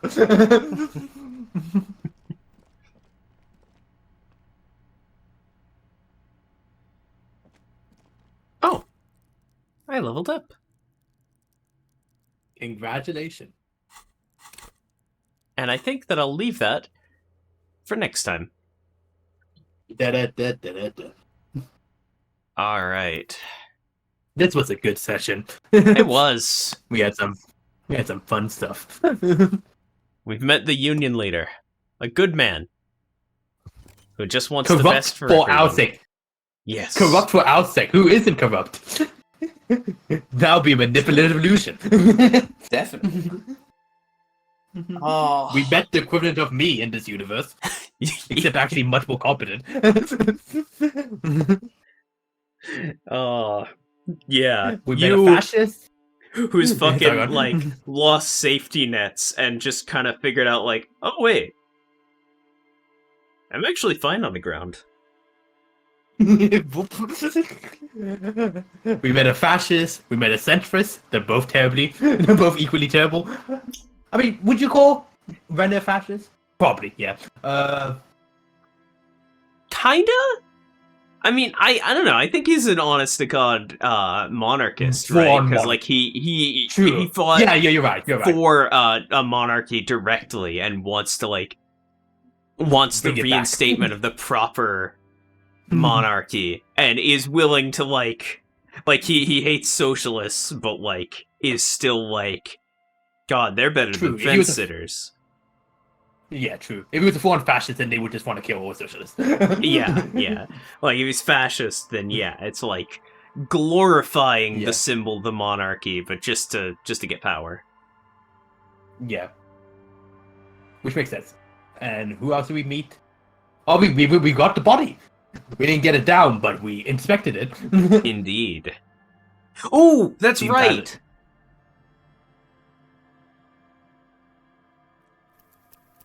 Okay, real quick. One last thing. Before we leave. I know what I need to...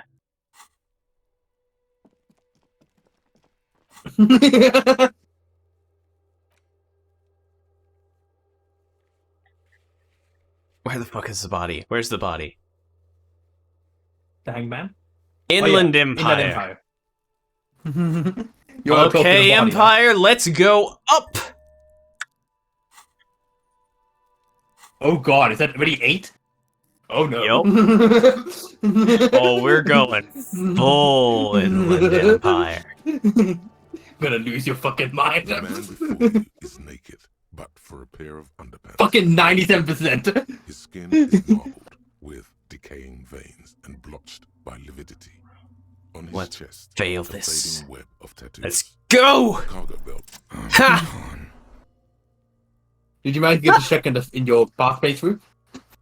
Did I what? Did you manage to get the check in the path playthrough? Never. I never got up to the body in my past playthroughs. Love. I can see you're gone, but who are you? I'm a joke. Look at me. There's nothing funny about you. There is nothing funny about jokes either. That's funny. What were you when you were alive? A killer. A motherfucker. And a killer.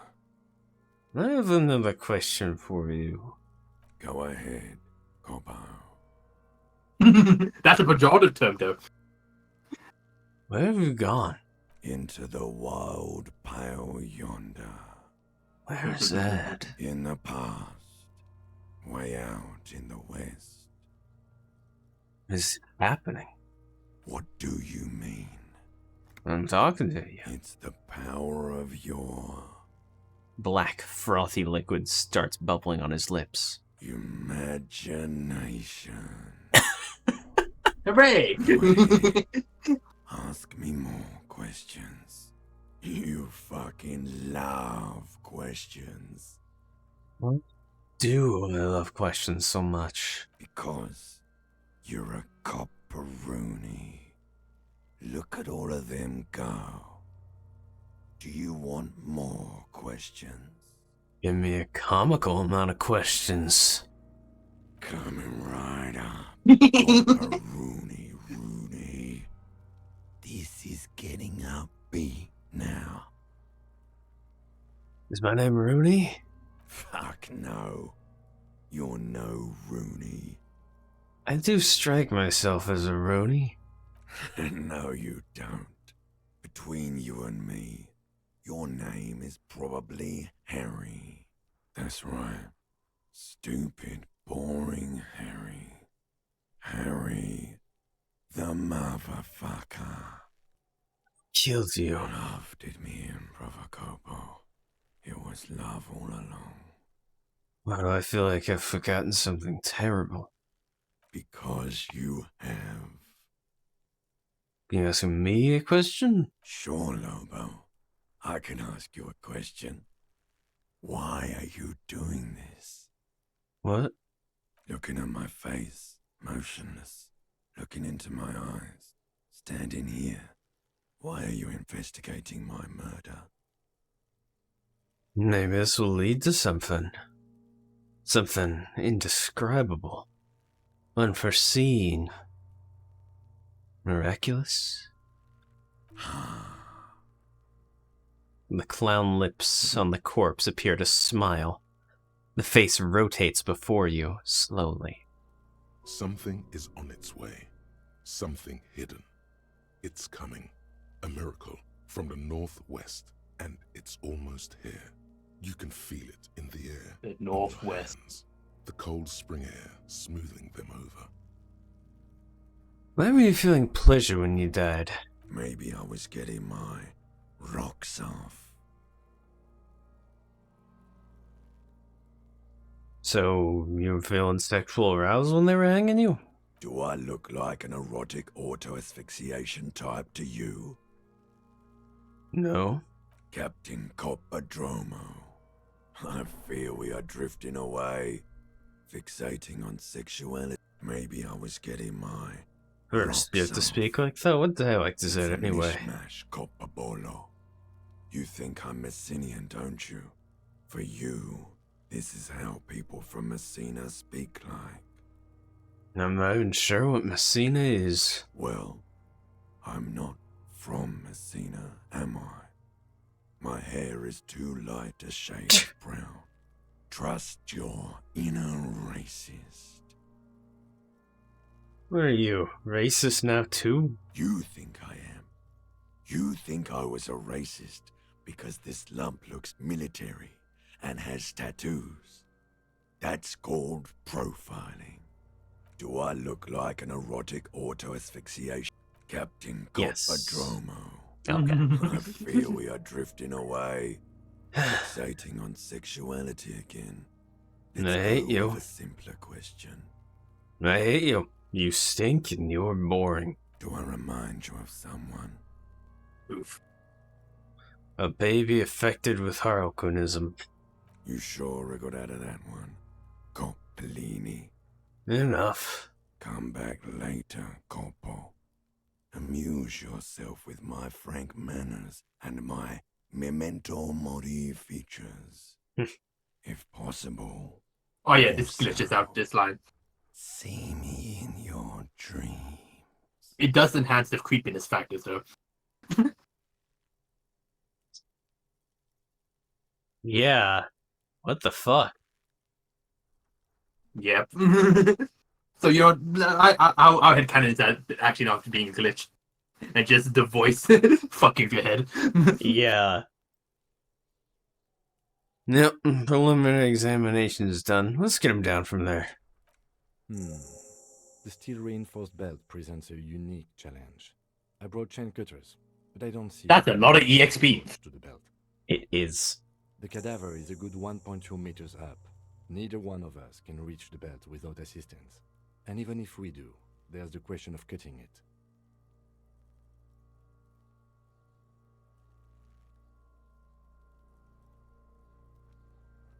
It's a branch. Climb up there and saw the branch?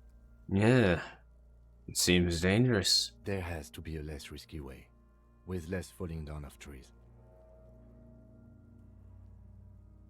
Maybe we could shoot him down. Bang bang time, pig! Shoot his head off!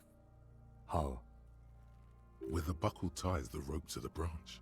That's a good spot to aim. There.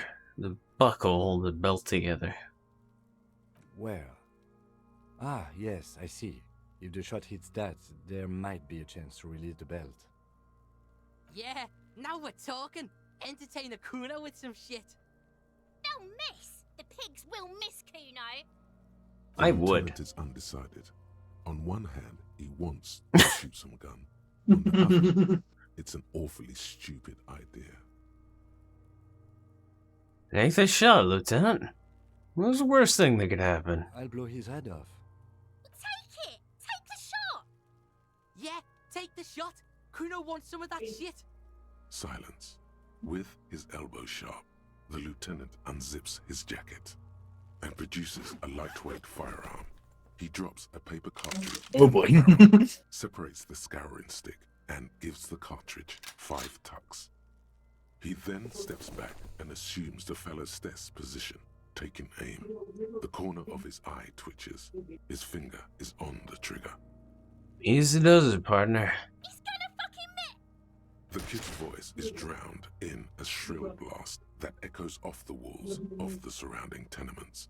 A cloud of smoke slowly parts in the air as the lieutenant steps back and says to himself, God damn it. He feels bad about his eyes mostly, just having bad eyesight, probably from a young age.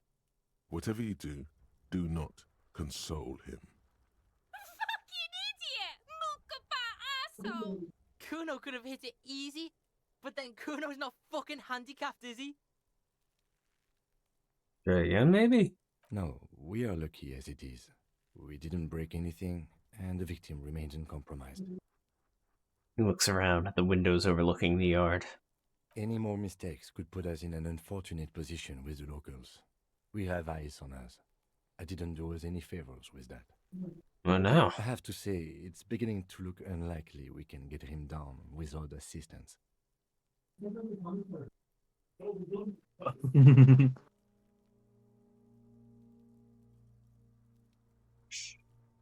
Can I have the gun? I should try. It's bad as it is. Us shooting firearms like punks.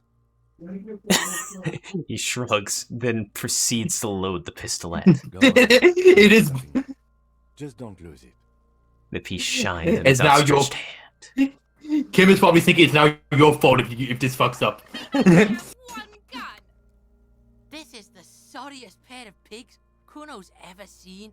Take the gun. Take it, you fucking banana poika! Take it and shoot feel the weight The first. cold piece of bakelite and gunmetal is surprisingly light. Your fingers fit right through the guard, instinctively resting on the trigger. The fuck are you waiting for, Kuno? Tell him to shoot himself in the mouth. Point the gun at the belt. The buckle comes into focus in your sights. You stand with your feet planted firmly in the ground and your left hand supporting your gun arm. For the record,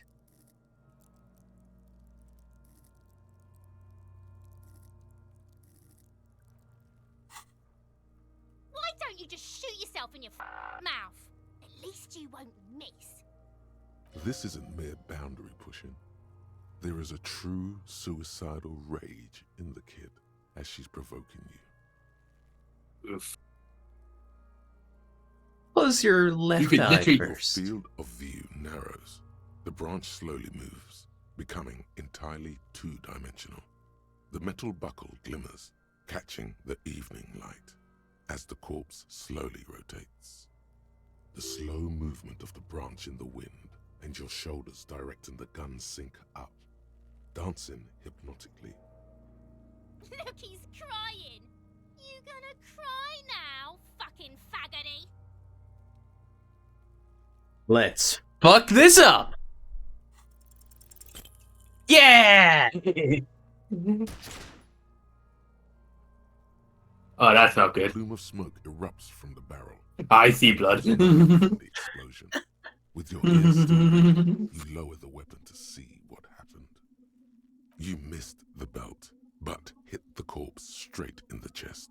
Bits of ribcage protrude from the skin. No blood, only a murky sludge dripping down his belly. The sudden stink makes your eyes water.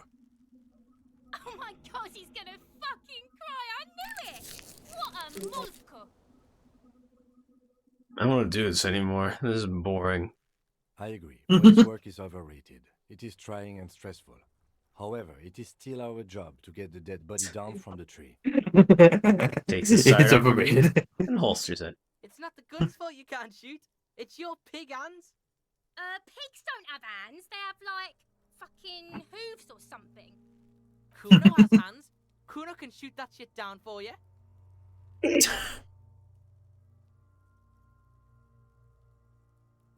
No, Kuno. If I can't shoot him down, no one will. Cop's bitter because he fucked that corpse up, Kuno. What a fucking kurpilla. We still need to get him down somehow. His tone is growing tired now. The stench makes him turn away from the corpse. But how? The bad way. The way I didn't want us to. By asking the harbor for help. They have the tools and the men. If they put him up there, they can take him down too. But won't it be dangerous? To ask the suspects for help with the victim's body? To be indebted to Evrard Clare? Very much, yes. Which is why I would have preferred us to accomplish this feat ourselves. Clearly we can't. Suck my dick, bitches. Good job, we already found a way in the harbor. Hooray for us. What are we gonna do with it then? And from there... We now end the stream. We shot the body and made things worse. As usual. Wait. I can do the backyard wall again? Where's the wall? Where's the wall? Fuck. It's to the left. It's to the left. Yeah, To the left. yeah. It's like it's on the way to Joyce, but you gotta go to the alleyway like before you meet Cindy. Yeah, I remember now. Whoa, what? No! Well, at least no! No! The What's thought is gone! No! Real life representation of my thoughts. What was I thinking about again? Oh well, it's gone. And Okay, then what's Just here? an ordinary wall. Nothing to see here. Because Yes! you see it. Ooh! Finally. Oh my god! This wall is sublime. Look at it. That was a less chance than shooting down the body. And Harry, joy flow into your pupils and blossom into thoughts in your brain. All the other walls on all the other houses must make a pilgrimage in adoration of this, the uncontested pinnacle of wallcraft, color peeled from the very face of God. More! O Wall Father. Kim, I must paint this wall. Add even more beauty to it. Huh? He sounds tired of it all. It's late. It's late. First, I know you're tired, Kim, but take another look at this wall. Draw nourishment from its beauty. Mm-hmm. Sure. Lieutenant looks up the wall reluctantly, then back at you. I'm sure I'll find the materials. Then we can get back to this magnificent wall. I suppose we have to pass by it again at some point anyway. He says in a tone of resignation. And with that...